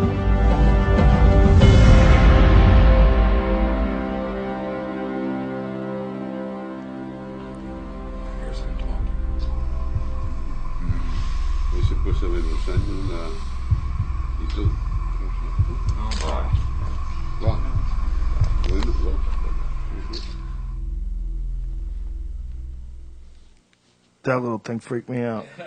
Really? Yeah. Well, you know, I don't mean to sound callous, but being a doctor, I've seen so many worse things. But it's actually fascinating. Well, that's fascinating. I mean, it freaked me out. Not that it's a dead body. I've seen dead things. it freaked me out that might be a life form. By the way, well, it was a life form. We know for a fact it was a life form. What it was is what we're investigating. And I think that one of our witnesses who was on a retrieval team of retrieving extraterrestrial bodies from craft that we had targeted, has talked about the fact that there are many different species that have been cataloged over the years. And at one point, I think it was in the late 60s, there were like 68 or 69 or something in that range. If you look at space and look at the stars, probably every stable star system has planets around it they're discovering. And there's the likelihood that there's an enormous diversity of life out there is a statistical certainty. Even the conventional astronomers and the Drake formula will support that. The question is, have they gotten here? Well, most probably wouldn't be able to, just like we weren't for thousands and thousands of years. But there's such hubris to think that, we're at the pinnacle of technology on Earth in 2013. We're not. I think that when you begin to look at the progression of technology, once you reach a breakout point, as we have in the last century here, in fact, most of the big breakthroughs in technologies no one knows about. They exist, but they're in a classified project. And that's, I think, as big or a bigger story than the ET story, is the fact that there is a cabal of, as I said, sociopathic, misanthropic folks who have decided their macroeconomic grip on power needs to be maintained through this sort of ruthless secrecy, and where they keep from the public this information, not because they think people are going to hurl themselves off the Brooklyn Bridge because we're not alone in the universe, but because when this comes out and this information comes out, it means that the sciences already exist so that we can get off oil and gas and coal. And you know what? A Goldman Sachs guy said that's a $600 trillion nut you're cracking right there. Trillion. And because if you look at all the oil in the ground, the coal in the ground, the commodities trading, the petrodollar system, the utilities, the internal combustion engines, all of that is defunct, extinct stuff, or should be. And so here we are cannibalizing this planet for no good reason except that there's a handful of folks. And you look at the sort of centralization of wealth and power there is in the world now. It's the most extreme it's ever been in human history right now, right this minute, this instant. So, there's 200 to 300 individuals and corporations that have over half the net worth of the world. You know the guy in the beginning of your video that says that you're a genius? David Wilcock. Do you know who that guy is? Oh, yes, I know who he is. Yeah. Mm-hmm. Do you know that he also thinks that he's Edgar Cayce reincarnated and shows you pictures of I have Edgar no Cayce idea. That's news to me. Edgar Cayce's friends and how his friends look like Edgar Cayce's friends. And really? You ever watched any of that guy's lectures? No, I haven't. Yeah. I mean, the team interviewed him, but I don't know. Might want to do a little editing. Might want to do a little editing with that one. Not saying that anything else in your documentary is bullshit, but that guy makes my radar detector go off. The evidence that this technology has been suppressed, is there evidence that like this free energy technology has been... Yes, there's a huge amount of evidence. And do you reveal this in this documentary? Yes, there's a whole document trail. And one of the things we got some years ago was a demand from the Department of Defense to the FBI that they turn over the secret papers of Nikola Tesla that were stolen.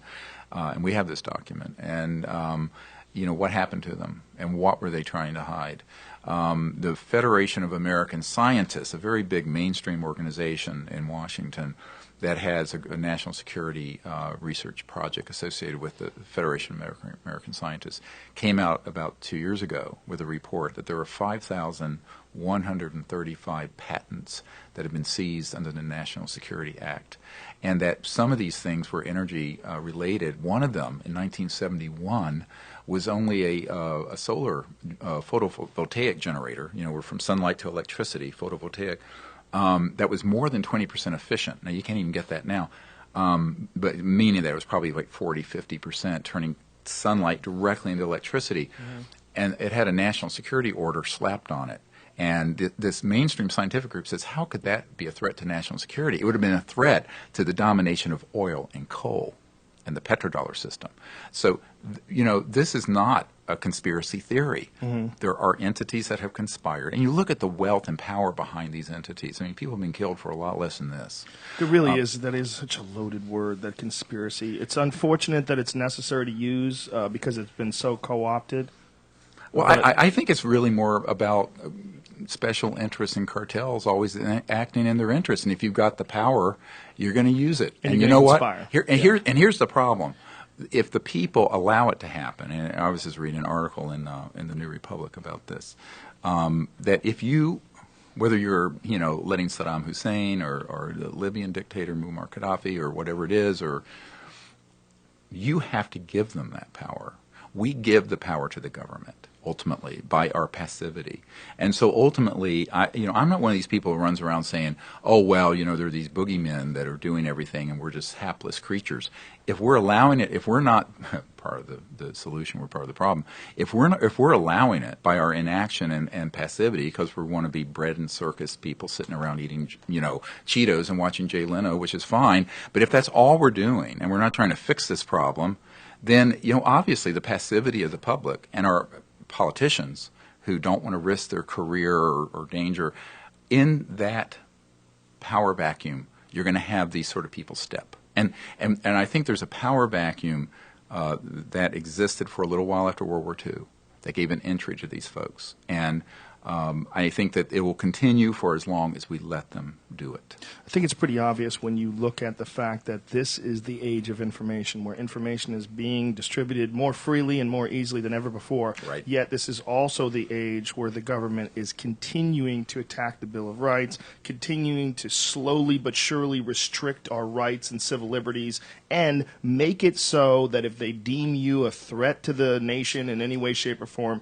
they can essentially detain you. They don't have to do anything legal. They don't have to contact your family. This is all stuff that's being passed now, and that seems to me to point to the fact that they're looking at this. Where's it going? If you look at it on a graph, if you look at it, if you project the future, well, it's going towards some ultimate free information space. And if it gets to that, then it's going to be revealed exactly how much fuckery's been going on for all these decades and how much craziness has been going on behind the scenes. And it's going to come to a point in time where the government's going to have to be accountable for where all the money goes every year in tax dollars.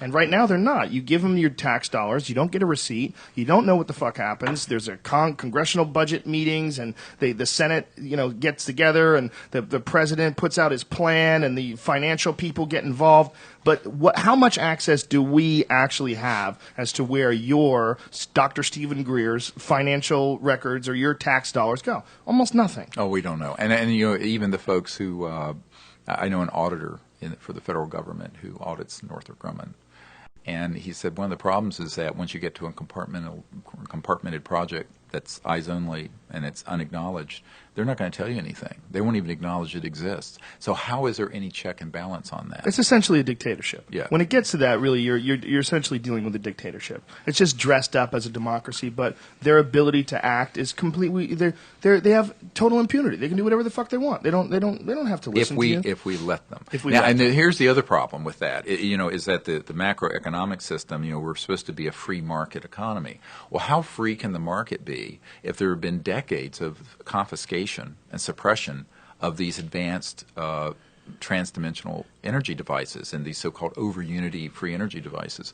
And if that's going on, it completely lays to waste the whole concept of a free market. So yeah, it's a free market if you want to tinker around the edges and come out with an iPhone 5 instead of an iPhone 4 or whatever version of this and that. Right. But let's not forget that your computer that you think is so cool, you're charging it off a grid that's a 1800s coal-fired power grid for the most part. And so we really have to wake up to the fact that our society has been held back, retarded, really seriously by this kind of secrecy. And so this secrecy is actually becoming a threat to our continued, not just our liberty, but it's an existential threat to the planet. And moreover, it keeps forcing all these unintended consequences where we stay encamped in the Middle East. And the buzzword in Washington, because of our vital national security interests. Well, right. That's code for oil. Just forget the BS. That means oil. Because you say, well, what about Israel? Israel has 200 or 300 nuclear weapons. And I lived there for 3 years.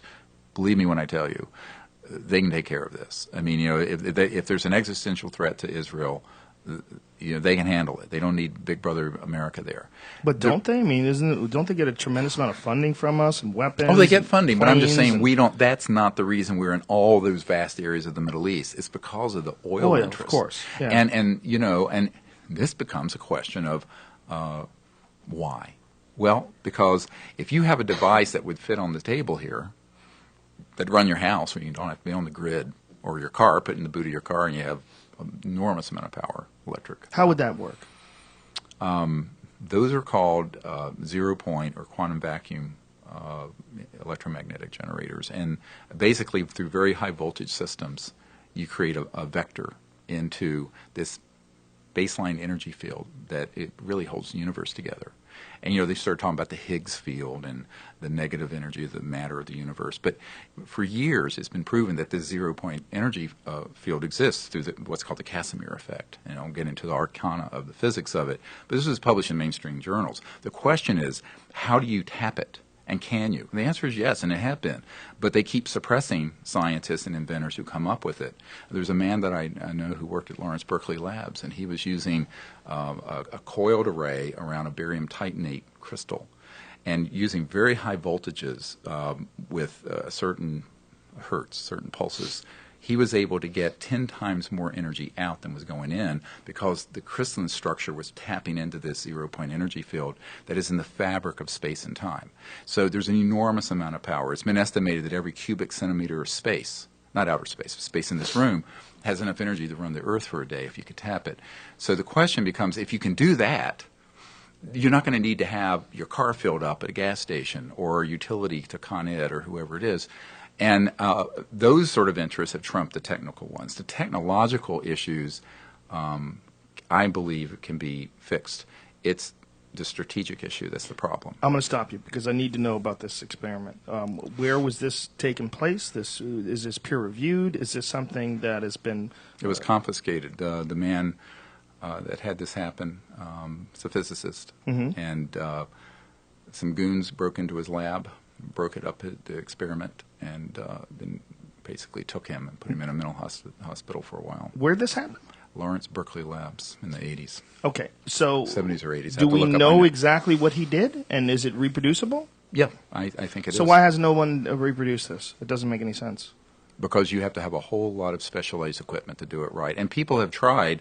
Here's getting to the reason we're doing this film, mm-hmm. is that 100% of the proceeds from it are going to go in to build a new energy lab. So all this stuff that we've collected can be done.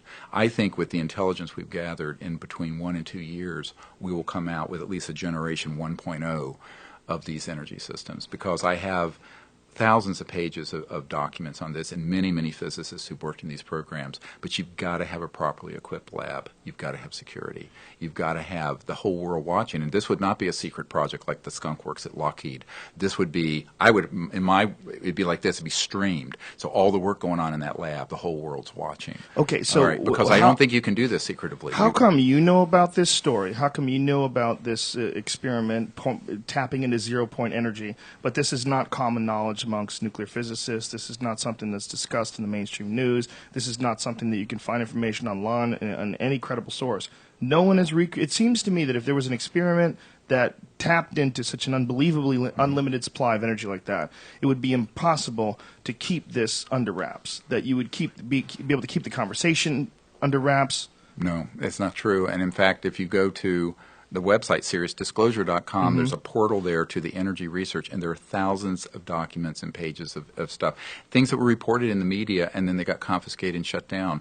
But you're asking this question as if academia and the media are operating freely, not mm-hmm. under these suppressive behaviors. And I think... Well, I'm asking the question, actually, because just the nature of human curiosity and incredibly brilliant, intelligent men that are out there that study energy, I would think that someone would look into this and examine it. Okay, well, there is. And in fact, one of the people that were funding for a while, before he got threatened by a former CIA director who went down to his SCIF, his Secure Communication Intelligence Facility, was an understudy of William S. Bender at the University of Washington. And he got threatened, and what did they say to him? In 1974, I think it was 74, he formed a company, and he's one of the most brilliant people I've ever met. he had developed these transdimensional systems using electromagnetic energy. And some guys came in with a national security order, told him that they were confiscating his equipment, his device, his notes. They were all going into the vault. Right. And this man, who I know very well, who stayed at my home, and still works for under contract with CIA and various groups, he said that basically the intelligence community owns his soul, and that he can only do only so much to provide information and bring this out. And people who think that doesn't happen are living in a very naive world. This is 40 years ago, though. You're talking about. And it would happen. 70 but no, that was 40 years ago when the thing he started. Then after I developed a relationship with him, he checked with his intelligence, what they call his shepherds, his handlers in the intelligence community. They said, yes, you can work with Dr. Greer, not on the propulsion stuff that flies around like a UFO, but just on the energy generation part of this. And so we provided a grant to him through my project, the Orion Project. So the government limits his ability to do research on specific topics? Well, he actually is on the payroll of the government now because he was basically told it's this or you have no career at all. And if he had disclosed what he had invented in 1974 under the national security order he was hit with, he would have been imprisoned. So, and these exist. You can look it up. It's Section 180, 181 of the Patent Law and the National Security Act. These national security orders happen all the time. So, but who's authorized? You think President Obama or the Senate Intelligence Committee knows that these goons are out there doing this stuff? No. And so here's this brilliant guy, but I mean, he's not like he's Rambo. I mean, he's an engineer and a physicist. So he develops this stuff. A bunch of guys come in who are badass folks, okay? And he's terrified. And so then all these years later, it circles back around. We get hold of him. And we say, look, okay, here's, some funds. Do this for us on a, generation 1.0 version of this, something, and check with your intelligence folks. And they cleared him. About the time he was beginning to put this thing together, a former CIA director with a bunch of goons came down in 2010, this is 3 years ago, threatened him, threatened his family. And so, what do they say to him? Like how they say you are not going to do this any further, and made it very clear. One of the guys at the Naval Research Labs I worked with for years, who had some of this information, he was told, "We will kill you, your wife, your children, and your grandchildren if you step out of line on this." So I don't think that in terms of dealing with this, that you're going to be able to do it under any kind of where someone's trying to do it quietly, secretively. It's going to have to be in plain sight. So what you're saying is that several people have tried to do this in the past. Hundreds. Every time they do it, they're threatened and stopped from doing it. Right.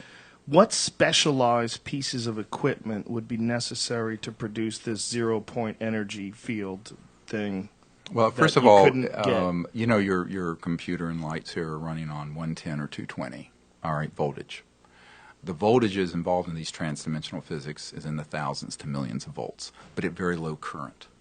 And so you have to have special analyzers and generators for that. So, I mean, there is a science to this, and we understand it very, very well, actually. But building up that lab, we looked into the equipment, just is like $500,000 just to do that. And so what you have to do is... That seems like nothing. If you're talking about $500,000 that can produce No, that's something... just the equipment. No. There's no building, no personnel, no staff, no nothing. Just, the machine.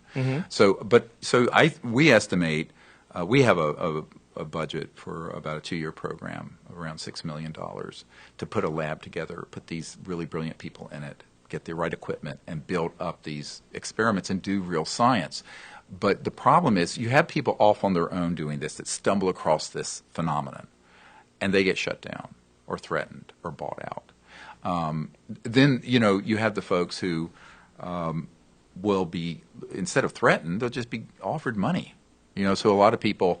Dr. Bearden tells this story of a man that had one of these generators, and he was testing it. It was a legitimate over-unity system. And then the guy disappeared. And the next time he saw the guy, he had a Ferrari and an Armani suit, and the guy never had a pot to pee in, as it were. And what we found with this is that a lot of times folks will just say, look, we're going to buy this. A lot of people don't believe that happens, and they think that's a conspiracy theory. It isn't a conspiracy theory. And this is why the Federation of American Scientists, when they said, look, there are 5,135 or something like that patents that have been seized, most people don't know that those national security orders can happen outside of the patent process. So even if you're not going the patent route, they can go in there and just seize the damn thing. And what are you going to do? They just seize it based on the idea that it's somehow or another a threat. Well, they use. I mean, it's kind of like the flag and the Bible. And you wrap yourself in these things to do all kinds of outrageous behaviors. Yes. But I mean, you can say it's national security, but as this one document from the Federation of American Scientists says, how could a solar voltaic system be a threat to the national security? Mm-hmm. It would be a threat to the special interests that are calling the shots. So the question becomes, who's really calling the shots on these sort of decisions? Is it in the interest of we the people? No, it's in the interest of folks who want to protect their cartels. What is your take on guys who have come clean before, guys like Dr. Robert Lazar? Is that guy full of shit? He's the guy from Area 51 that came back and said that he was back engineering some alien craft, and very compelling to listen to, very interesting guy. But from what I understand, Dr. Stanton Friedman questioned him and, in fact, called him a fraud and said that some of his educational background was kind of made up. Right. But and here's the problem with any case where you hang it on one person like that. Is very risky, and that's why I've tried to resist that. I mean, when we started putting together the people who knew about the nuclear facilities with UFOs coming over, I didn't want one or two. I wanted half a dozen or a dozen. That's what we have. But the more spectacular the case is, if it hangs on one person, and the other question is, where's the corroboration? So I think that's why we try to focus on that. Now, I will say that the areas out in the Nellis Range, and nobody, by the way, calls it Area 51, but let's just say that because Groom Lake, Pahut Mesa, S4, S3, S12, and actually this National Reconnaissance Office document from the 1990s lists those facilities there properly. Well, that's after blackjack control. They had to apply for additional land. Before that, they denied it entirely. Right. They had to apply for additional land because people were getting so close that they could film footage of some of these crafts that they were experimenting on, and that's not bullshit. If you've ever seen, no one knows what those things were, but the way they were moving was extraordinary. They moved unlike any craft that we know. I would assume that if you look at what we're doing today in all different parts of the world with drones, especially these drones that have Hellfire missiles that can be fairly accurate when you're considering that they're being operated by someone halfway across the world. Right.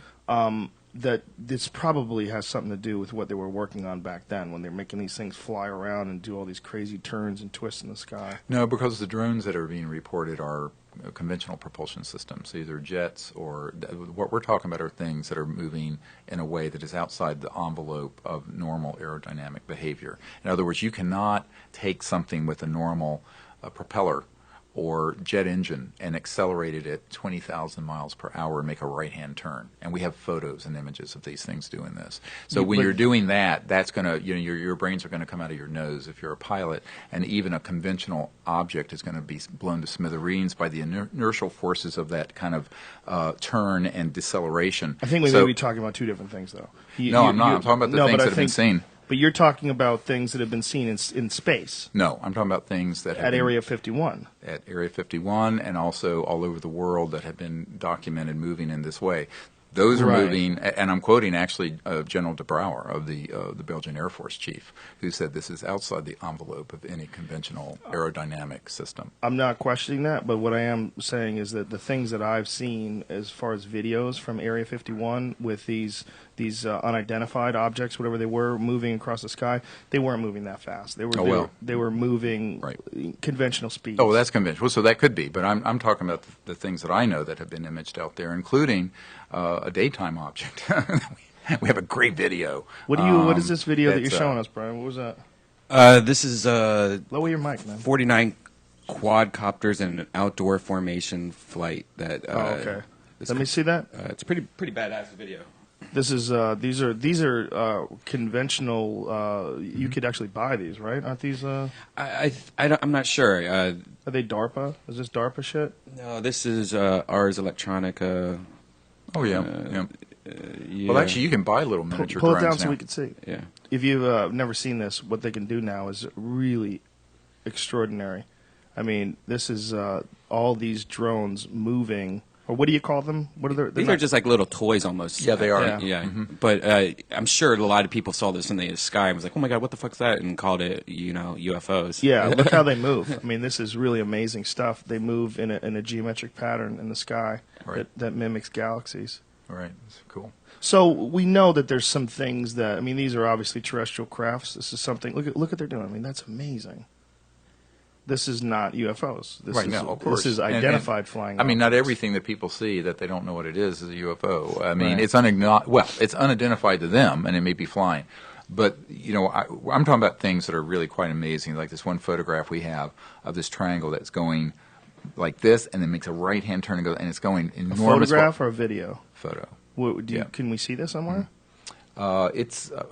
I don't know where it's going to be in the film, but it's going to be in the film. But it's available online, isn't it? I mean, it must be. I don't know. How long has this been around for? I'll have to look it up.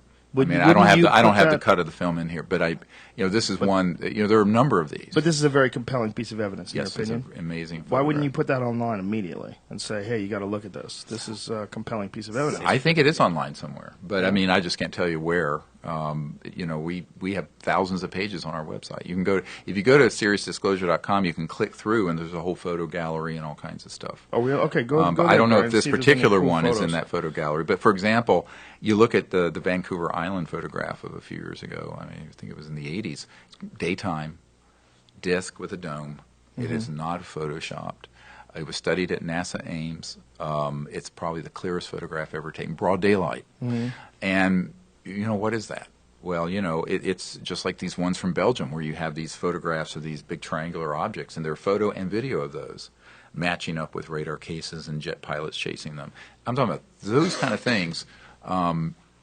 There's actually more than people can imagine that's out there. Okay, so there's enough of these things where if you look at, I believe Michio Kaku said 5% of all UFO sightings are completely unexplainable, defying the laws of physics, and may possibly be, in his opinion, something that we don't understand. It could be possibly. Yeah, that's the one I'm talking about. The other stuff, who cares? What do you think they're doing here? That's a $64 trillion question. Yeah. I think there are a number of things. Number one, I don't think it's new at all. I don't think there's a new phenomenon. There's enough material out there from ancient times that would indicate that these objects have been around since recorded history. I mentioned this earlier in the show. But secondly, I think at this stage of our evolution, these civilizations are rather concerned about our potential to destroy this planet and ourselves, but also the fact we're going into space. We have not become peaceful. And in our classified projects, we have things way beyond the International Space Station. So that we could become an existential threat to other planets, potentially. So I think that there is a concern about that. And I think that, there are all these movies, Battle of Los Angeles and Independence Day and blah, blah, blah. Or Avatar, the other way. And it's such, to me, it's like, okay, yeah. It's like when I went to Wright-Patterson Air Force Base, where they had the blue room that Senator Goldwater tried to get in, and the Hangar story. 18, yeah. Well, it wasn't that, but the thing is that that's on Hangar 18, Wright-Patterson Air Force Base. Yeah, but this is a different thing at Wright-Patterson Air Force Base. Right, it was called the Blue Room. Is that where supposedly the Roswell wreckage was set? Yeah, the Air Material Command, and then when I was there, by the way, very compelling piece of evidence that there might have been something serious going on other than a weather balloon. The fact that two separate planes were used to send this wreckage because in case one of them went down. Right. It was so historically significant. I have that newspaper, the Roswell Daily Record. I have that page on my wall in my house, and I look at it all the time. It's a fascinating. I mean, it's essentially a press release by the military saying we've recovered a crashed disc before they pulled it back. Yeah. It's amazing because that's a big statement. I mean, you look at all the things that could have been wrong about, like it could have been something else, but the fact that they came out and said it's a crashed disc. That had never been done before. That really was one of the Right. first. I think some heads rolled over that press release, but because they had to pull it back. Well, And, then they did that ridiculous dog and pony show where they brought out this shitty-looking aluminum foil. Yeah, it kind of looks like a Mylar thing. It's yeah. hilarious. Yeah. That's quite hilarious. And the government, I mean, if you just look at the history of deception that the government has in dealing with the American public from the get-go, and whether it's with the Gulf of Tonkin incident or whether it's what happened with the Contras and the Sandinistas using Right. Taxpayer dollars, and black ops from selling cocaine in the ghettos of Los Angeles to fund rebel armies. If you just look, you got to know they're not telling the truth. Why would they tell the truth? If it was just a weather balloon, would they really put on this fucking dog and pony show where they'd have a general sit there, or was it Colonel, whoever it was, on his knees pointing out all the rest? Look at this. It's just wreckage. Right. Well, that's what Colonel Corso said. Yeah. That he was. There's no question that this was something very legitimate. And in fact, when Barry Goldwater, Senator Goldwater, who had McCain's seat before John McCain took it in Arizona. I was at his home some years ago, and he had left the Senate, and he told me, he said, look, he says, it was a goddamn mistake then, it's a goddamn mistake now that this was ever kept secret. But he was an Air Force Reserve general, and he told me, Senator Goldwater said, look, I asked Curtis LeMay, General LeMay, to get me into the Blue Room at Wright-Patterson because I wanted to see this stuff, because he had heard reports from other pilots about UFO encounters. And Senator Goldwater told me that Curtis LeMay said, look, Barry, I can't even get into that area anymore. And if you ever ask me about this again, I will personally see that you are court-martialed out of the Air Force Reserves. This to a sitting senator and a guy who'd run for president, of course, in 1964. I wish I knew whether that actually happened. Yeah, no, that's amazing. I love those stories. Well, I was sitting there with the senator, and I have a guy who was there with me. And, when I asked him, was Curtis LeMay serious? He said, yeah, like a heart attack. He says, I never brought it up again. And so the question becomes, when you have someone like Curtis LeMay who admits, and if you Google who he was, who admits to the fact that at a certain point even he was being kind of sidelined in terms of access of this information, and then threatens and says something like that to a sitting powerful U.S. senator. They were good friends. I mean, they were buddies.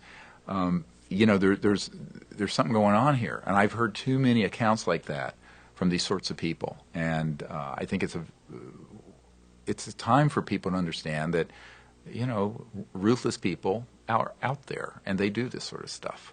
So when what happened for the last 60 years continues to go on and on and on, the people who try to move into this, who are politicians, end up hitting the same buzzsaw that Senator Goldwater did. These incredibly powerful, technologically advanced beings that come here from another planet and are concerned with the fact that we've developed the power to blow ourselves up, but yet lack the understanding, the intellect, or the spiritual capacity to recognize what the dangers and the repercussions of those actions would be. What are they? Is anybody communicating with them? Does anybody have a message from them? Is there anything that they say will be done if we keep fucking around? I mean, is there like any doctrine that they're trying to push on us? Oh, I don't know if there's any doctrine. I think they're waiting for us to reach, you mentioned this physicist, a level 1 civilization, right, or a level 2, where we begin to behave in a halfway civilized way so that we could be quite open in our contact. But I think everyone always says, well, why don't they just land on the White House lawn or something? I said, yeah, right. Who's White House? Right. Humans us, are because we rule. Yeah, right. This is America. Right, Fuck right. yeah. Yeah. So maybe the White House in Bogota, Colombia. I think the question is turns the whole issue upside down. Mm-hmm. What do we have to do as a people and a civilization to be able to go into space and have open contact with these civilizations quite in a overt way as opposed to episodic way. And I think that requires us to begin to behave peacefully. It certainly requires that we not begin to weaponize space and that we stop doing things that are incredibly self-destructive. But the idea that they're going to land here and enforce, it's like us going to Afghanistan and think we're going to impose Jeffersonian democracy on a medieval feudal society. Really? That never has worked. So I think these civilizations are smart enough to know that that isn't the way this is going to happen. That humans, but the problem is that I kind of think we're running out of time to get some things right, things that should have been fixed 100 years ago, like living together peacefully, bringing out these technologies so we don't destroy the biosphere, eliminating poverty in the world. 48% of the public doesn't have a pot to pee in. Literally, they don't have indoor plumbing on this planet. 48% of the 7 billion people. A lot of people don't know that. So, I think that until we begin to fix some of these larger problems, and the good news about all this is that it's fixable, and the means, the technologies to do that are already in existence.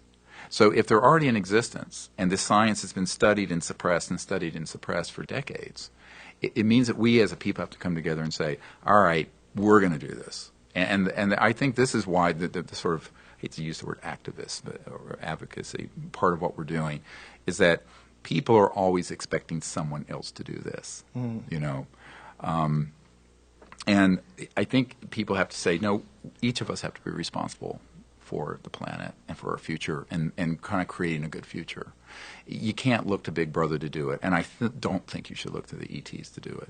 It's not that they're not going to help us if we at some point we reach a point of being functional as opposed to dysfunctional.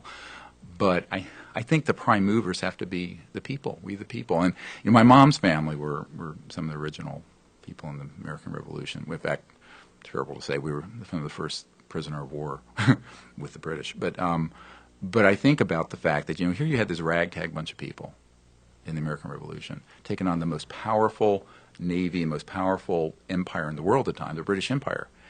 I think people have to see that within the human spirit we have the means to do this. And a lot of people give too much power to where I don't think it should be provided. To these covert groups and these sort of cartels. I think, again, I'm getting back to this idea of empowerment where we have exactly the power we're willing to manifest and no more. But if we're going to sit on our hands and expect someone else to do it, we're in trouble. And there's been too much of that. And there needs to be, I guess, some moral courage here. And I this is what sickened me about, the politics of the media and, all these scandals like you were talking about with Petraeus and, during the Clinton era, the Monica Lewinsky thing, I call it the blowjob heard around the world. That it's just so much nonsense. Whereas these big issues are the moral issues, as I see it. Well, I think if you look at us as a being, as an entity, and our progress in this on this planet, it's so staggering over such a short period of time that I think our minds, our ability to pass down information, all of these things lag behind. We're essentially waking up in the middle of history.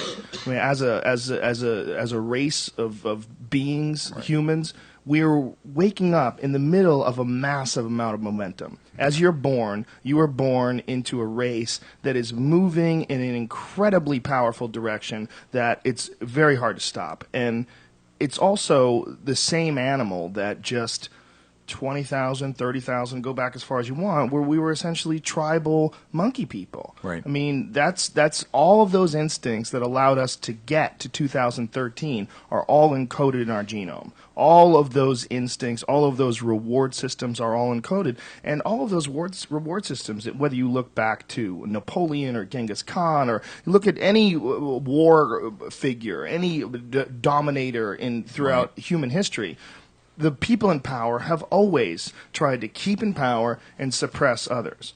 Well, but they do. But I think also, if you look at the power of technology to overwhelm everything, including the head spook of the CIA. I mean, he was essentially overwhelmed by email. That's what took him over. You know, I mean, it was the FBI looking into things, but essentially it was all done through electronic means. It was all done through. He was revealed by the very powers that the CIA uses in the first place. They're spies. And the National Security Agency even better. On. The top spy was spied on. It's, you know, in my opinion, when I look at human history and I look at where you just try to extrapolate. When I try to extrapolate where we're going, it seems to me that it's all symbiotically connected to technology, and that seems unavoidable. That's why I have such a hard time with the idea of someone creating some zero-point energy thing that's not that people aren't looking into. Enough people know about what Tesla was working on. Enough people are fascinated by the ideas of wormholes, and I just would think that more people would be involved in this, and that the government, with all its shady, nefarious arms, wouldn't be able to put out all of those fires. But a lot of it's self-censoring. For example, I'll give you a really good example. There was an academic guy that I was talking to recently, and he was wanting to push into this issue. And basically, he was told, no, you're not going to do it at this university because this is violating the second law of thermodynamics and blah, blah, blah. You know, in a rational world, which is what you're talking about, I would agree with you. But we don't live in a rational world. We live in a world where there are a lot of emotions and power hierarchies and all kinds of dysfunctions. And so you have to factor that into the equation. And I don't think you can underestimate the reach of the national security state, not just here but around the world, to put out these fires, no matter how many times they try to surface, unless it's done in a very large way. And I didn't believe that, and I've learned the hard way trying to do it in a smaller fashion. From this, like the story I told you about this scientist who works in a skiff down near the Huntsville Space Flight Center, Marshall Space Flight Center in Huntsville, and I think what we are going to have to do is organize an effort that is very much outside of government and mainstream corporations and even academia, because academia, if you have never been in it, is so political. I mean, you touch these sort of issues, and it's the end of your career. I'll give you a great story in terms of other institutions. You know, the National Science Foundation is a very big player in global warming studies and all this kind of stuff. And the deputy director of that, and Dr. Bob Carell, and I had a long meeting with another person who was one of the 5 directors of NASA back some years ago. And you know, he was very interested in exactly what you're talking about, these sciences and studies. And I said, look, we need some people at the National Science Foundation to really take this on as an area of research, development, funding, etc. He says, it'd be the end of my career if I did this. I said, well, you know, here it's the future of the Earth or your career. What are you going to choose? Let's choose the Earth and our future. But the truth is, everyone puts their pants on one leg at a time. And a lot of folks are not going to jeopardize their careers and their income. A very famous astronomer who worked with Carl Sagan was at our meetings in 1997 that we did for Congress. And after he did that with us, he was told if he ever wanted to be published again, write again, or have a career in astronomy, he'd have to leave this issue alone. So he was directly threatened, and he begged me to keep going forward, but that he couldn't be part of it. And so I think that most people don't realize that this happens every day, and it's kind of a miracle that this many military and corporate and intelligence people came together this far.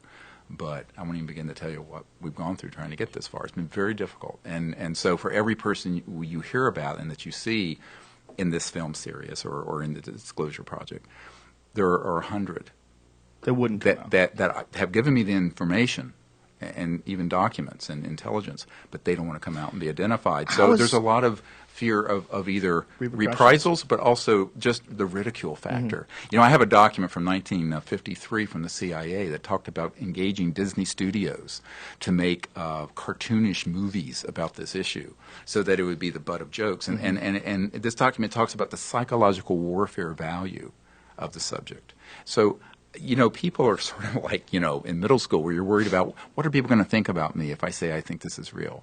Are you going to lose credibility if you're a doctor or a physicist or an engineer or a politician? Wasn't that all part of Project Blue Book? Wasn't that part of what they were trying to do? No, this actually predated that when they were first coming together with how do we manage this because it's hidden in plain sight. People are going to see these objects. There's no way to really sanitize it.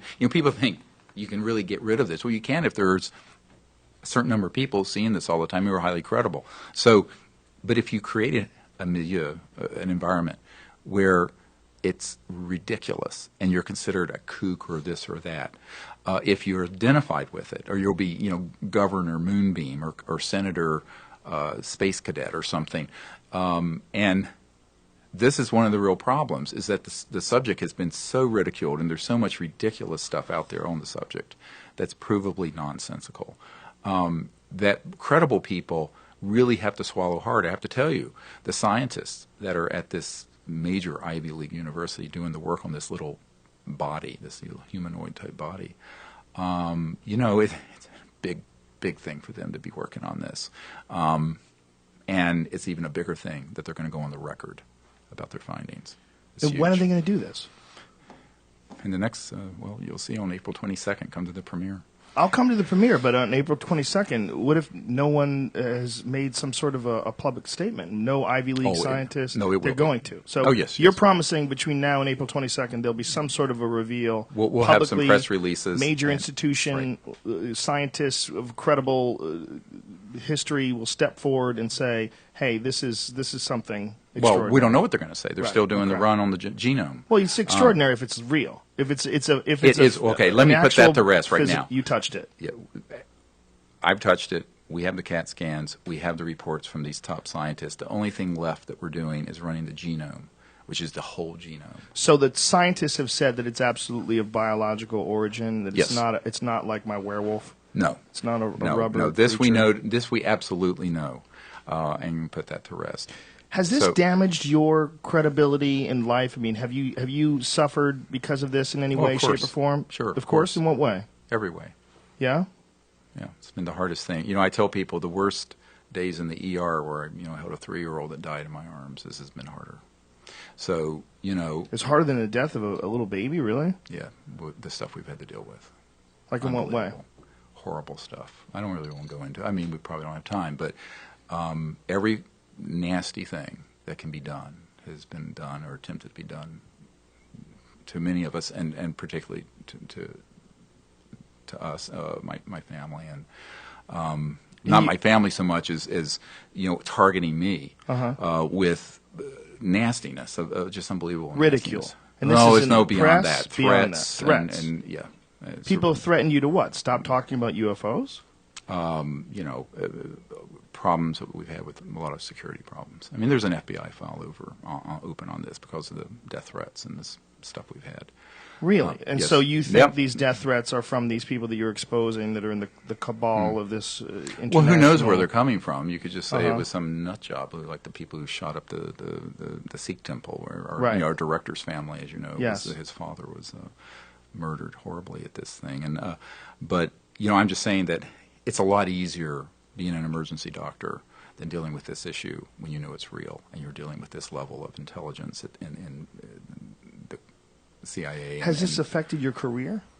Yeah, I've left medicine, not because I had to. No, I mean, but because I had to choose. How do I put this? You only have 24 hours in a day, and at a certain point, I had to decide I'm either going to continue as a physician, or I'm going to go full steam on this. Now, of course, it was a big sacrifice for my family. I was giving up hundreds of thousands of dollars a year as a doctor to do this for nothing. All right, so it's been difficult. So that's what I'm saying. It's been difficult in every way.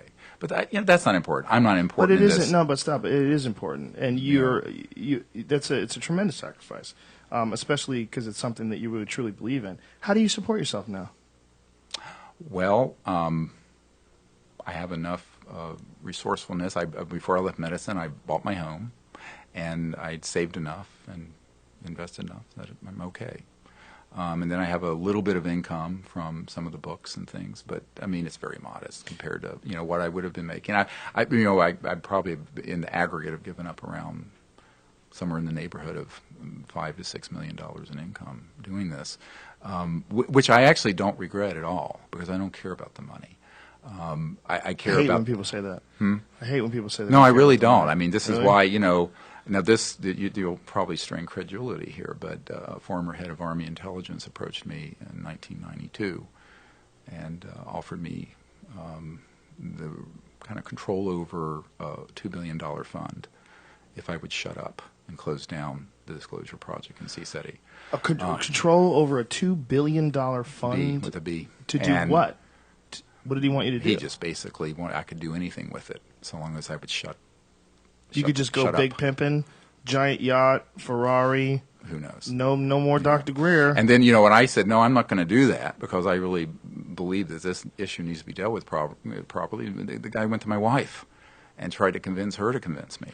And this, this is the kind of nonsense. Did he want you to work for him, or he just wanted you to shut up? Yes, he wanted me to merge what we were doing with some operation he had, which would have basically subsumed it and co-opted it. And I said no.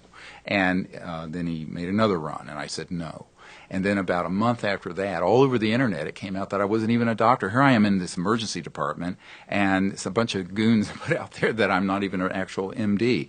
And I'm there, up to my eyeballs in blood and guts in the ER, and this thing breaks. So, they do all kinds of disinformation and psychological warfare stuff on people. But I don't really mind that that's happened. What I'm more concerned about is the people who have the knowledge and responsibility who don't do the right thing, because there's no way that I can do this by myself. And what I was really gratified to see, and I'm still gratified to see, is are all these people, military men and women and others who've come forward very courageously, academics like the ones doing the work on this potential little humanoid creature, which is a real creature. What it is, we don't know, but it's really a courageous thing for these people to be doing that. The people who led the charge in France to release all those documents, I know the backstory to that the public doesn't know, and it was very controversial. So, this is the kind of courage we need to get the truth out and to go forward as a civilization. And so, you can't buy it. You got to have it. You got to manifest it from inside. Are you getting income from this? No. You don't get any income from this? No. This is, and what's beautiful about Sirius, the movie, is that it was all crowdfunded. No one on my team has taken any funds from it. It's all gone into the production of the movie. You don't even take a salary? No. Oh, no. No, it's all gone into the film. But you list expenses. Don't you list several hundred, like $270,000 or something in expenses that you charge to create this film? But that's the production company, because I'm not a filmmaker. Right. And don't ask me to turn on a camera. So the money goes to this production company, and yes, and then of course we're gonna, we have to organize the premiere, and of course being crowdfunded, you have to fulfill all the incentives for the crowdfunding. I don't know if you know how crowdfunding works, but I want to thank everyone who's listening, by the way, Did you do for the generation. Kickstarter or something along those lines? Yeah, we did Kickstarter and then our own private program, and we have like 4,000 people who have contributed funds to this, which is really a huge number of folks. And by the way, all of you folks who've done that, I just want to, can I say this? The premiere is going to be here in Los Angeles on Earth Day, April 22nd, at the LA Live, the Regal LA Live Cinemas downtown, the Premiere Theater. And so that's April 22nd. If you want to come, you can kind of sign up and get tickets at SiriusDisclosure.com. I'm writing that in my calendar right now. I'm going to try to make that. That sounds really fascinating. Hey, tweet it for us, and you're invited to come. You'll come as my guest. Please, I'll tweet the shit out of it. I'd love to have you as my guest if you want. I would love to go. We're going to have a red carpet, and we're going to invite some other people here in Hollywood and in the business. And it's going to be an exciting event. The theater only holds 809 people, of which about half of those seats are already spoken for. But those of you who want to come, just hop online, and the system is set up so you can do it all digitally. It's not going to be tickets at the door though. Okay. What is this thing that you're doing where you lead people out into the desert and you have them make contact with something, ethereal crafts and beings, and what is that?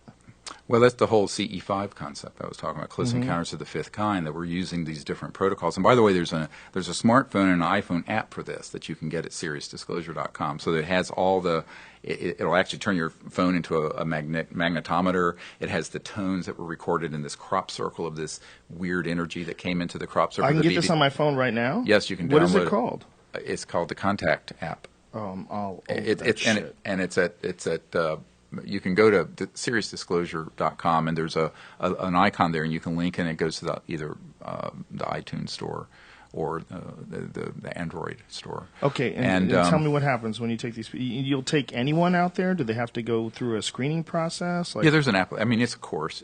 We do about a week training of people in remote viewing and the protocols of contact and sort of the whole concept of it, but also how to look at the night sky. You go out with satellite charts. We have fourth generation night scopes. We have really good cameras. And, you know, in fact, we're going to be doing one in Colorado in June in the high desert. I have some land up there.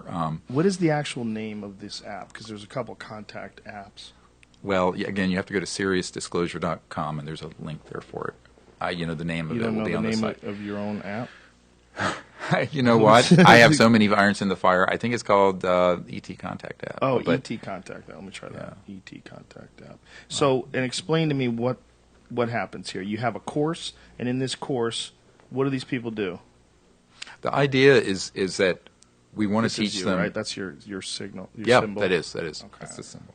So, I just bought your app. Powerful. Okay, so explain to me. Where would someone sign up for something like this? Mm-hmm. Yeah, and we do these expeditions a few times a year. I used to, you know, there are only about 20 people who are allowed to come now. 20 at a time? Mm-hmm, because I can't handle more than that for a week out in the desert or out in the mountains. But and I just don't have time to do it more often than the 4 or 5 times a year that we do them. So you essentially do it quarterly. Mm-hmm. You yeah, seasonally, but the schedule is up at SiriusDisclosure.com. There's a place. Where do you bring these people? It just depends. I mean, like the next one's going to be in the high desert of Colorado at about 8,000 feet. There's a remote area near the Great Sand Dunes that's had a lot of reports of UFOs and contact. In fact, the film director and his crew were out there last June, a few months ago, in 2012, when we had this disc fly over, and then a jet came in to intercept it, and it just... And that's going to be in the film. It's really cool. You have a video of that or a photo of that? Both. Mm-hmm. Really? Mm-hmm. So you have a video of this disc in the sky and then a jet approaching the disc and a disc. Probably coming out of Colorado Springs, because it was coming out of that direction. But yeah, it's really pretty cool. And of course, I think when the director saw this, he went, oh, wow. And who put this video together? Who made it? Who filmed it? The film crew, for Sirius. So you, wow. So you have this. You have. We have. I want to make sure that I'm real clear of this. You have thousands of these videos. Well, there's one. If you go again to this website, you'll see that there's a section for the contact expeditions and the CE5 expeditions. And a couple years ago, we were up on. There's a mountain north of here called Mount Shasta near the Oregon border, in the Cascade Range, and it's a volcanic mountain. And we've gone up there a number of years, and we've had these objects that have appeared, and one of them was actually in the field.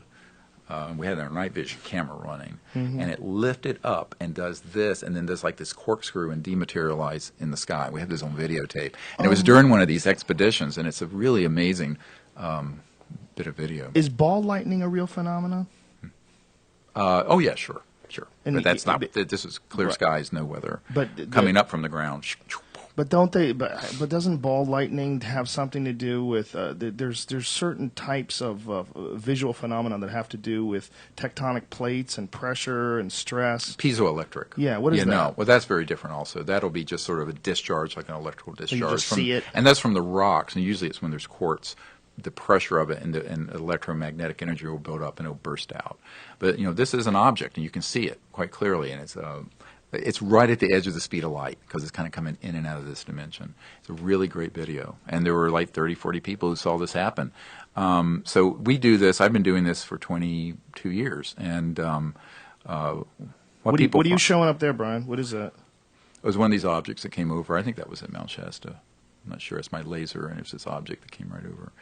And we also train people to always go out with satellite charts. So you know when the satellites. This is your footage? Mm-hmm. Of this thing flying in the sky? Yep. Whoa. And that's your laser? That's I have a big, it's one of these. I got one of those. Yeah, it'll go 100, 200 miles into space. Now, when you were filming this, are you trying to contact them? Like, what are you trying to do? We had. So we do the protocols where you do the remote viewing, set up the vector to show them where you are. We play these electronic tones in the space, and then have electronic field detectors out there. So we'll have magnetic field detectors, various laser detectors, other electromagnetic spectrum, and those will begin to go off. and then we'll have an object fly over, like this object here that was right near us. It comes right outside. So what people have to understand is that if you have an object that is coming in and out of dimensions, it's not going to necessarily look like a 747 or even a flying saucer. It's going to be in various energy forms. And this is the weird sort of effect. Most people don't understand that 99% of the time an interstellar civilization doesn't have to be in linear space-time if they have that kind of physics. So what happens when you go beyond the speed of light? All right, you're going to not have anything visible, but if you begin to have an energy discharge into an area of space, and it's very close to this dimension, it'll start to give off an energy field, our corona. And so one of the witnesses we have was at a nuclear hot base out in Oklahoma back years ago. I think it was in the 70s. And there was this object that was in the shape of a UFO, but it wasn't solid. And it flew over what they call the hot, where the jets were hot loaded with nuclear weapons. And the alarms went off. But he says this thing was not solid like this is, like your rock salt. It was, you could have walked right through it, but it was in the shape of a craft. But it was shifted so that the matter was all energy. And of course, matter is energy. So the physics behind this gets into some really arcane stuff, probably beyond the scope of the show. But this is part of what we're teaching people when we take them out, is how do these objects appear? What might you see? And I was talking to an actor here in town who had one of these happen near his home. And it was very palpable, very real. But it wasn't. Can you tell us who the actor was? We could tell you that they're full of shit. There are a lot of people who've had these sort of experiences. They don't want to talk about it, right? Because they're afraid of being ridiculed, right? But when it was described to me, I said, "Oh yeah, that's classic." They really? I said, "Yeah," because if it's not a Lockheed Martin, anti-gravity, and it really is ET, the weirder it is, the more likely it is to be ET. And this gets into the whole question, what are you looking for? So we train people to know kind of what to look for versus, if experimental aircraft, normal aircraft, space objects and junk, satellites, and then the stuff that's the weird end of it. So the weird end of it. Yeah, the really cool stuff. The really cool stuff. You take these people, you bring them out to the high desert, you tune them into whatever frequency through whatever methods of meditation or what have you, and these ships, are they just waiting for someone to email them, to send them a signal? You know what I think? I think that they've actually been waiting a long time for people to do something besides just passively look at them. Do they have to? But what I'm saying is, do they have to load up the ship? Hey, we got some fucking people in the desert. Hey, everybody, get on board. Let's go. How are you getting them to manifest? I'm not getting them to. But how is anybody getting? How is this signal being recognized by them? Because I'm quite convinced they have electronics that pick up on this, what we were talking about earlier, this conscious field of coherent thought. And this is, again, the most controversial end of what I'm doing. To me, it's the most interesting also. Before I was a doctor, I was a meditation teacher. I don't know if you know that. But no, I didn't know that. Yeah. What type of meditation? Mantra and Vedic. So Okay. I was Vedanta and Vedic meditation. I learned Sanskrit and learned to teach people meditation. So that was my first sort of career, if you can call it a career. It was an avocation as much as more than a vocation. But and it was because of the result of this near-death experience. And I began to realize that really the thing that is most intriguing about all this is that free energy is like late 1800s to mid-1900s. Anti-gravity, mid-40s to mid-50s. The science of consciousness and the interface between mind and matter, mind and body, mind and thought and electromagnetic systems, that's the really cool stuff. And that's, to me, most people know me for the Disclosure Project and these other things, but to me that's the most exciting part of this, because that is the frontier. The final frontier is not space, it's consciousness. So you take these people out, there's 20 of them, and you spend how many days out there? It's usually 6 days and nights. And so we go out. During the day, it's more a teaching module and teaching them remote viewing concepts, science of consciousness, other information they need to have. Then we go out at night, usually from around sunset till 1 or so in the morning, sometimes 2. And we're out in the stars, making observation, doing the remote viewing practice, and then people go home and do it. There's now something like 11 or 1,200 teams all over the world doing this that have picked up on this idea. It's really a phenomenal thing, and people are having amazing sightings and experiences all over the world. There's a global CE5 initiative going on, and it's really exciting. When you keep saying CE5, you mean Close Encounters of the Fifth Kind, which is visual? No. What is okay, let me explain that. I'm sorry. We back up. Because I know the movie, The Third Kind. Yeah, that's Steven Spielberg's movie. Yeah, that's how I know this. Most people are probably like me. They don't know and the what fourth the kind are. is when someone feels they've had contact and been on board. The fifth kind is a term that I launched and the concept of in 1990, which is when humans, instead of passively having, so all those others, Close Encounters of the first, second, third, and fourth kind, are passive because you're sort of either seeing it or it's a landing thing or what have you. A Close Encounter of the fifth kind is when a human does something interactive. So it's like, it's like the internet versus something passive, or where you're actually making contact and inviting these civilizations to appear and make contact for a diplomatic purpose, or where they interact. And Dr. Haynes at NASA, Ames, put together a great book based on my initial research on this called Close Encounters of the Fifth Kind, CE5, where he collected cases. We both collected cases, but he published this book some years ago about all these people who had done this. And some of them were quite incidental. For example, a craft is there and the person sees it, and instead of just gaping, they actually signal to it with, say, a light, and it signals back and comes over. The more interesting ones are the ones I discovered, which is what happened to me when I was 18, where you see a craft and you just think, move to the left, it moves to the left, move to the right, move to the right. And they're showing you that there's a link up between intent and thought and their electronics. And that's the really cool stuff. You ever read any Carl Jung? Mm-hmm, yes. What do you think on Carl? I mean, he wrote a whole book on the physical manifestation of UFOs through the conscious thought. Yeah, well, I mean, the world is as you are, and it depends on the level of consciousness of the person reading what he wrote. I think that a lot of people say, well, that means that everything is being manifested by your mind. Mm-hmm. Well, but in a sense, all of reality is one conscious thought, if you want to get back into the whole all this is that concept of the Vedic.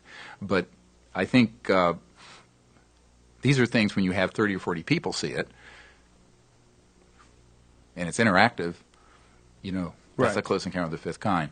So it's not your imagination doing that, particularly when you didn't get video. And I don't even think he was necessarily saying it's your imagination. No, but he was, a lot of people don't understand what he was saying. Mm-hmm. And I think that he was really talking about some deeper aspect of what is mind. Right, what is mind? What is mind? And what effect does consciousness have on physical matter? Right, and it's huge. Yeah. It's huge. And in a sense, he could have almost been validating it without totally understanding the possibilities of contacting something and making something appear. I agree. That you seem to be convinced of, and in fact teach people to do it. I think that if you've got something like that, how is this not like on 2020 or whatever those stupid news shows are? How are you not going out there? Well, would you be willing to do that with a film crew? Oh, we did with CBS. With Dan Rather had a show back years ago. What was it called? We went down to Mexico, to Popo, and we did this. And a craft came up by the volcano, flew, and they were filming this with professional stuff, and they ended up completely debunking it. And even though the camera guy and the reporter who was there with me said, anyone who sees this will know this is real, and CBS sanitized it. And when I then said, look, you agreed in writing that any footage you get you would share with us if we did this expedition, because we did it on our own expense, the person in charge there said, we're CBS, and we're part of a corporation that has billions, and we'll fight you forever. You'll never get this footage. Why would you need CBS, though? It seems like you'd be able to film something like that yourself in really high quality. You don't need their footage. Well, we do. I mean, we have a certain amount. Right. I don't operate cameras, but we've had volunteers. But we've never had professional crews with us. And I mean, at some point, it'd be nice if we could do this in a more professional way. I have a crew. Yeah. I have a new show. It's coming out on the Sci-Fi Network. Oh, really? What's it called? It's called Question Everything. And good. One of the things we're going to do. Yeah, and one of the things we're going to do is we're going to explore things like UFOs, Bigfoot. I'm going to go to the Pacific Northwest and look for Bigfoot. But I want to. I would love to go with you. Let's go to the Atacama Desert and see if we can find Tell more me of where these to go. beings. Let's go. Yeah. I would be more than happy to go and bring a professional crew and see if something like this can happen. What kind of success rate do you have in doing this? Well, we've never actually gone out where there hasn't been some kind of a sighting or event happen that have been seen by everyone. Really? Never. So it's 100%. Not every night and not all the time, Right, but yes, but something over a 5 yeah. or 6 day period. And are these people camping out there? No. We don't stay. Well, I mean, I guess if someone wanted to, we usually stay in condos or houses or something in the area. We usually go to fairly, remote areas that are quiet. It's very hard to find locations where we're not going to be intruded upon. And usually when we do this, we do have people who intrude. And so we try to keep it, so that the group can be coherent. Because the whole concept of this is coherent thought and coherent mind. And that's, very difficult to do when you're being disrupted by a lot of folks. Now, what if you pick 20 people to go, and how do you know that someone's not a loon? You take some crackpot out oh there. well, in there the have desert. been, usually the people, we have an application process, and I I'd say 99% of the time they're just wonderful people, Right. and they're very sincerely interested in learning about this, and I think the science of consciousness component of the whole what J. Allen Hynek called the high strangeness part of UFO encounters becomes very compelling for people who've had contact and understand that when you go beyond the speed of light between star systems, you're dealing with something that's way beyond your cell phone and a Ford Explorer, and people who get that, who get out of the linear box and begin to look at that, and then begin to experiment with. A lot of the people who come on these are people who have gotten the app or learned about it, and they try this at home, and they have an amazing sighting and encounter with a small group of people or a family, and then they want to come and try and do it more. So it's an exciting. To me, that's the next phase of all this is disclosure, bring out the energy and technologies, but then it's about the public understanding that why doesn't everyone just go out under the stars instead of sitting and looking at television and try some experiments? Experiment with thought and mind and light and tone and Besides all kinds of floating interesting things in space, Mm-hmm. haven't you encountered things that are in closer proximity to the ground? Oh yeah, and some very odd photographs of what you might call transdimensional images that look like almost like a hologram of a being that floated right outside of our circle at Joshua Tree National Park, not too far from here, back a few years ago. You have photos of this thing? Yep. Where can someone see that? It's on the website, SeriousDisclosure.com. If you link to the CE5 part of it, there's a whole section of this strange luminous thing. The photograph of that, it was a 3 or 4 second exposure. And what was seen right before this happened, which is really important for people to understand, was something about half the size of about the size of my fist or a little bigger. It was like a sphere that floated over the desert in November of 2009. And several people saw it. And then we heard what sounded like a group of people talking. But with our night scope, there's nothing there.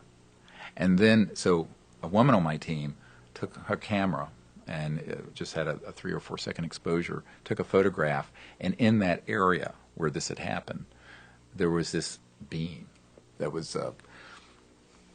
And did you see this with your eyes, or is this just... No, because this would have been in a flash, but it's in the digital... Is it possible that it's just an artifact? No, it's not an artifact, absolutely not. Why is that not possible? I mean, flashes always produce artifacts. They produce She did not use a flash. Oh, okay. It was visible. The flash was... So in other words, this was no flash bulb. We don't allow flash photography when we're out. You got to have good night scopes. You have to have good cameras. You can adjust the ISO and the aperture and all that. Campfires? No, we never have campfires. No? There's a complete darkness. The most you're going to see when we're out there is maybe an LED on a camera. So whatever this thing was... We know what it was. You think it was... Yeah, I'm very confident about what it was.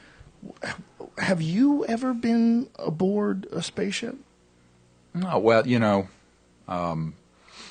I've had some really amazing contact experiences that are classic, and they, I had one when I was having this when I was 18 years old up on this mountain up in, and it wasn't at all what you hear about in the literature, because it was more in this transdimensional element area. And that becomes the whole question: is what part of what people are reporting is real and what part is Memorex? And this is something we haven't talked about yet. But what is the capacity for the intelligence community to hoax contact? And it's substantial. Really? Yeah. You think a lot of people, they're hoaxing contact? Yeah, for scaring the hell out of people. Like in what way? How do they do that? One of the things we learned about a number of years ago is actually not something I discovered. There was a man here who was looking into what are called military-related abductions that are made to look ET but aren't. And you get into this whole question of what are they able to stagecraft for its psychological warfare value. And I have a document that's actually going to be in the film, and it's from the Strategic Studies Institute, talking about the staging of abductions and other scary things to create fear around the UFO issue. So they create an artificial spacecraft and abduct people? Well, they might use they may use what's called an ARV, an alien reproduction vehicle that's man-made. They may use robotic things that are called PLFs, programmed life forms, that are man-made but look very ET. Programmed life forms? Yeah, PLFs. They have life forms that are like robots, essentially, that move around like people? There are reports of that, and in fact, reports of that. And I think there's. If you believe that though? Oh yeah, I think Stan Romanek. If you look at the photograph he had of this thing, I think he was on Larry King or in some other shows, and this thing Boo that goes up and down. He's got a photo, and then there's a video that he hasn't released, but I've seen it, and other people on his team have seen it, and it's this very robotic looking. It looks like a quote alien, but we know it isn't. I mean, so the question is, why would they want to do something like that? I think if you can put enough information out there to scare people, why not scare them? Well, it seems to me, though, that, look, the highest level robotics experts in the world today are pretty open about their work, because they're showing. I mean, they're showing periodic improvements to the general public, like the DARPA robots, what they're doing in Japan. No one has come anywhere close to doing something along those lines. Not only that, they all have an external power source. Well, but you're assuming that the things that you know about are all that they're in existence. But it's like saying that because you haven't flown on one of Lockheed's or Northrop's anti-gravity devices, they don't have those either. I think that do they have those? Yes, they absolutely. do. 100%. Yes. How does and it Ben work? Rich all but said so. Who's the head of Lockheed Skunk Works. So these are a lot of the things that people will see out near the Nellis Range, or so-called Area 51, that are moving in these ways we were talking about earlier. Those are man-made. Those aren't ET.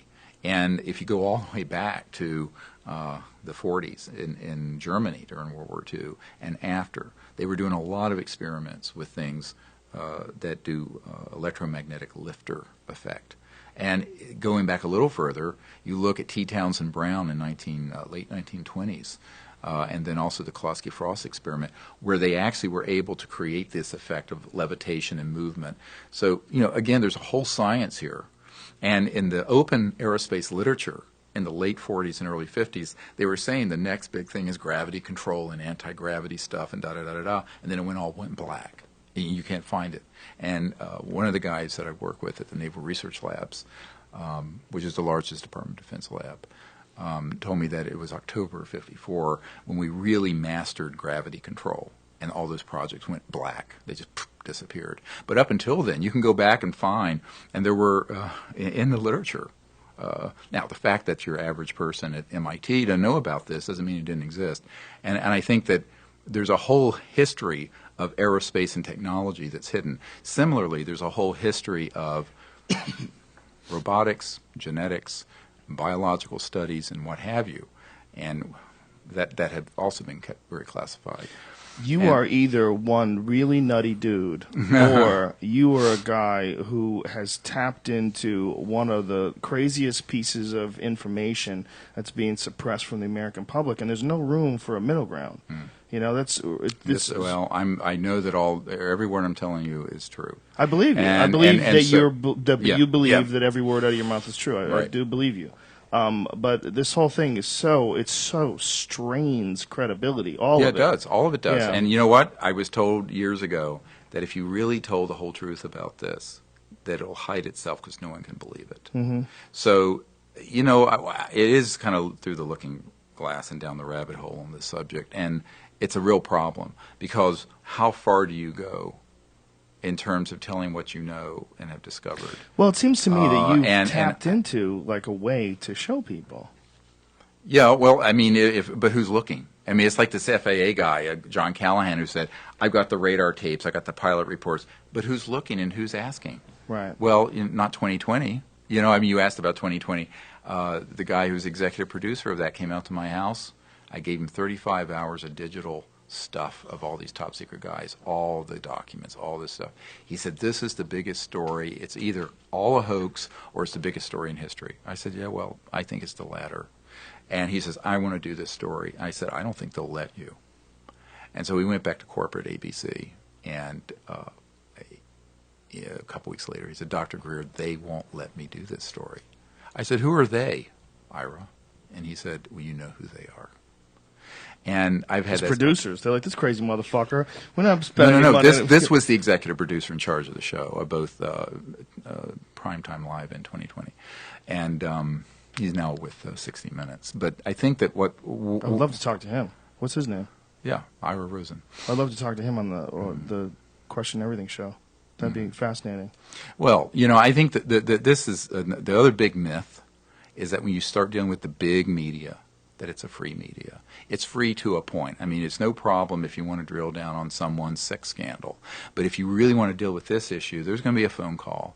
And you know, one of the documents that's up on our website, I wrote an article called Media Play, and in it is a document I got from the 1990s from the CIA that talks about how the CIA had embedded in all the major media people to change, alter, or stop stories. And this is an official document. So, you know, if the public listening out there think we really have a free market and a free media, you know, wake up. This is simply not the case. So I think that one of the challenges we've had is that it's kind of an article of faith that if all this were true, wouldn't the media just really want to cover this? And I say, yeah, there are some really good people in the media who wanted to, but they're not allowed to. And so then there's the way, who controls the big media? But I'm not talking about your show. Yeah, because I mean, how many shows are out there dedicated to looking for UFOs? There seems like there's quite a bit, and those shows are owned by, you know, big media companies and networks that promote these shows. Yeah, you think it's just bullshit, and what they're doing is paying lip service to it and not really looking, and they're just covering the controversial aspects of it to get viewers? Yes, I think a lot of it's shock and drivel and bread and circus. And I think that you then ask the question of, you know, years ago when I was on Larry King, and afterwards I got this note from his producer that, this is one of the most popular shows we've ever had. And so if it was just about ratings and just about whether there was anything legitimate there to cover, this would be in the news all the time. So there's something weird going on here, because they'll cover all kinds of sensationalistic nonsense. But, you know, you have dozens of top secret witnesses, you have legitimate government documents, you have photographs, video, or you have teams like ours going out having these sort of experiences. That isn't covered. You have to ask the question why. And I think the wonderful thing about 2013 that didn't exist 5 or 10 years ago, Twitter, Facebook, video on demand. You know, you don't have to go to a big distributor. And actually, by the way, we're planning to distribute this film at the night of the premiere. Maybe we'll live stream it if we can figure out how to do it. Maybe you can help us. I'll be happy to. We need help with it, actually, because we're actually out of funds to do this production. We'll contact Brad at Ustream. Yeah. We'll live stream the shit out of this bitch. Yeah. And so what we want to do at the premiere is live stream it and then have the thing, and then it'll be VOD, video on demand, so that, you know, there's no chokeholds in the big media. And then, you know, you couldn't have done that 5 or 10 years ago with any kind of value. Now you can do high definition, you can do really good video on demand. And we're going to do this so that everyone can sign up to be an affiliate distributor. So that basically, if you want to distribute the show, you can distribute it, And the people who see it, there'll be a small fee to see it, and then you'll have part of that. And you just build that out, because what we want to do is make this thing go viral so that we don't get into the chokeholds of the big media. Because, my experience with it is that I'm very, very skeptical of the big media doing anything with this until they have to. And then it becomes where there's too much noise out there, we have to give it a little bit of lip service, and then we'll take it off again. So that's why, by the way, that's why we did this crowdfunding for this. It was that we really wanted the people to have a stake in it and to move the film Sirius forward. Because if you went to a studio or a group of investors, you don't know what they're going to do with it if they control it. This way, the people own it. So. Well, listen, man, this is a fascinating subject. Like I said, it's one of my personal interests, and it has been since I was a small child. And to talk to you was a real treat. I really apprate it. I really appreciate it. You put your neck out there, man. You say a lot of nutty shit, and it takes a lot of courage to do that, or you're crazy. I'm willing to believe you. I mean, I'm willing to be completely open to the point of I'll go out to the desert with you. I'll do whatever it is. I'm fascinated by all this stuff, and if what you're saying is true, it is one of the most mind-blowing things our society is ever had access to, has ever been able to encounter. I mean, right. It's pretty crazy shit, man. Well, welcome to the new millennium, because now it's time. Here we go. I hope you're right. I mean, I hope this isn't just crazy talk. April 22nd is the day. It's in Los Angeles at LA Live, which is where? It's the Regal LA Live. The Regal LA Live? Mm-hmm. And how can people either find out about this or get to this, or if people want to go?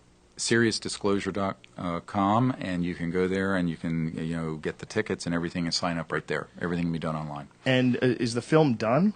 It's going into final completion in the next 3 weeks or so, yeah. Okay, so April 22nd is when it's all going down, and that is... Hopefully you will already have the information from this Ivy League institute about this alien being by then, correct? Or this humanoid being that we don't know what it is. Yeah, whatever it is. And we will. We already have a lot of it, but we're waiting for the final genetic sequencing. Okay, and if people want to follow you on Twitter, it's Dr. Stephen Greer, Steven, Steven, not one of those weirdos that says Steven, but it's with a PH. Who does that? Some weirdos. No, PH here. Yeah, a lot of weirdos. Stephen PH. That's Stefan, right? Stefan. Okay. Dr. Stephen Greer, Steven Greer. And one more time, the website is... SiriusDisclosure.com, SIRIUS Disclosure.com. This has been a fascinating conversation. Thank you very much. It's been really interesting, and I'm really looking forward to seeing where this goes. We'll see you at the premiere. Absolutely. Thank you. Will you do this again? Will you come by? Yeah, I'd love to. It'd be great. Around the time of the premiere? Yeah, we'll have to, with all the new findings. Yes, please. All right, we're going to have some fun. Listen, folks, thanks for tuning in. We have a crazy week this week. We have Tom Segura is going to be on Tuesday.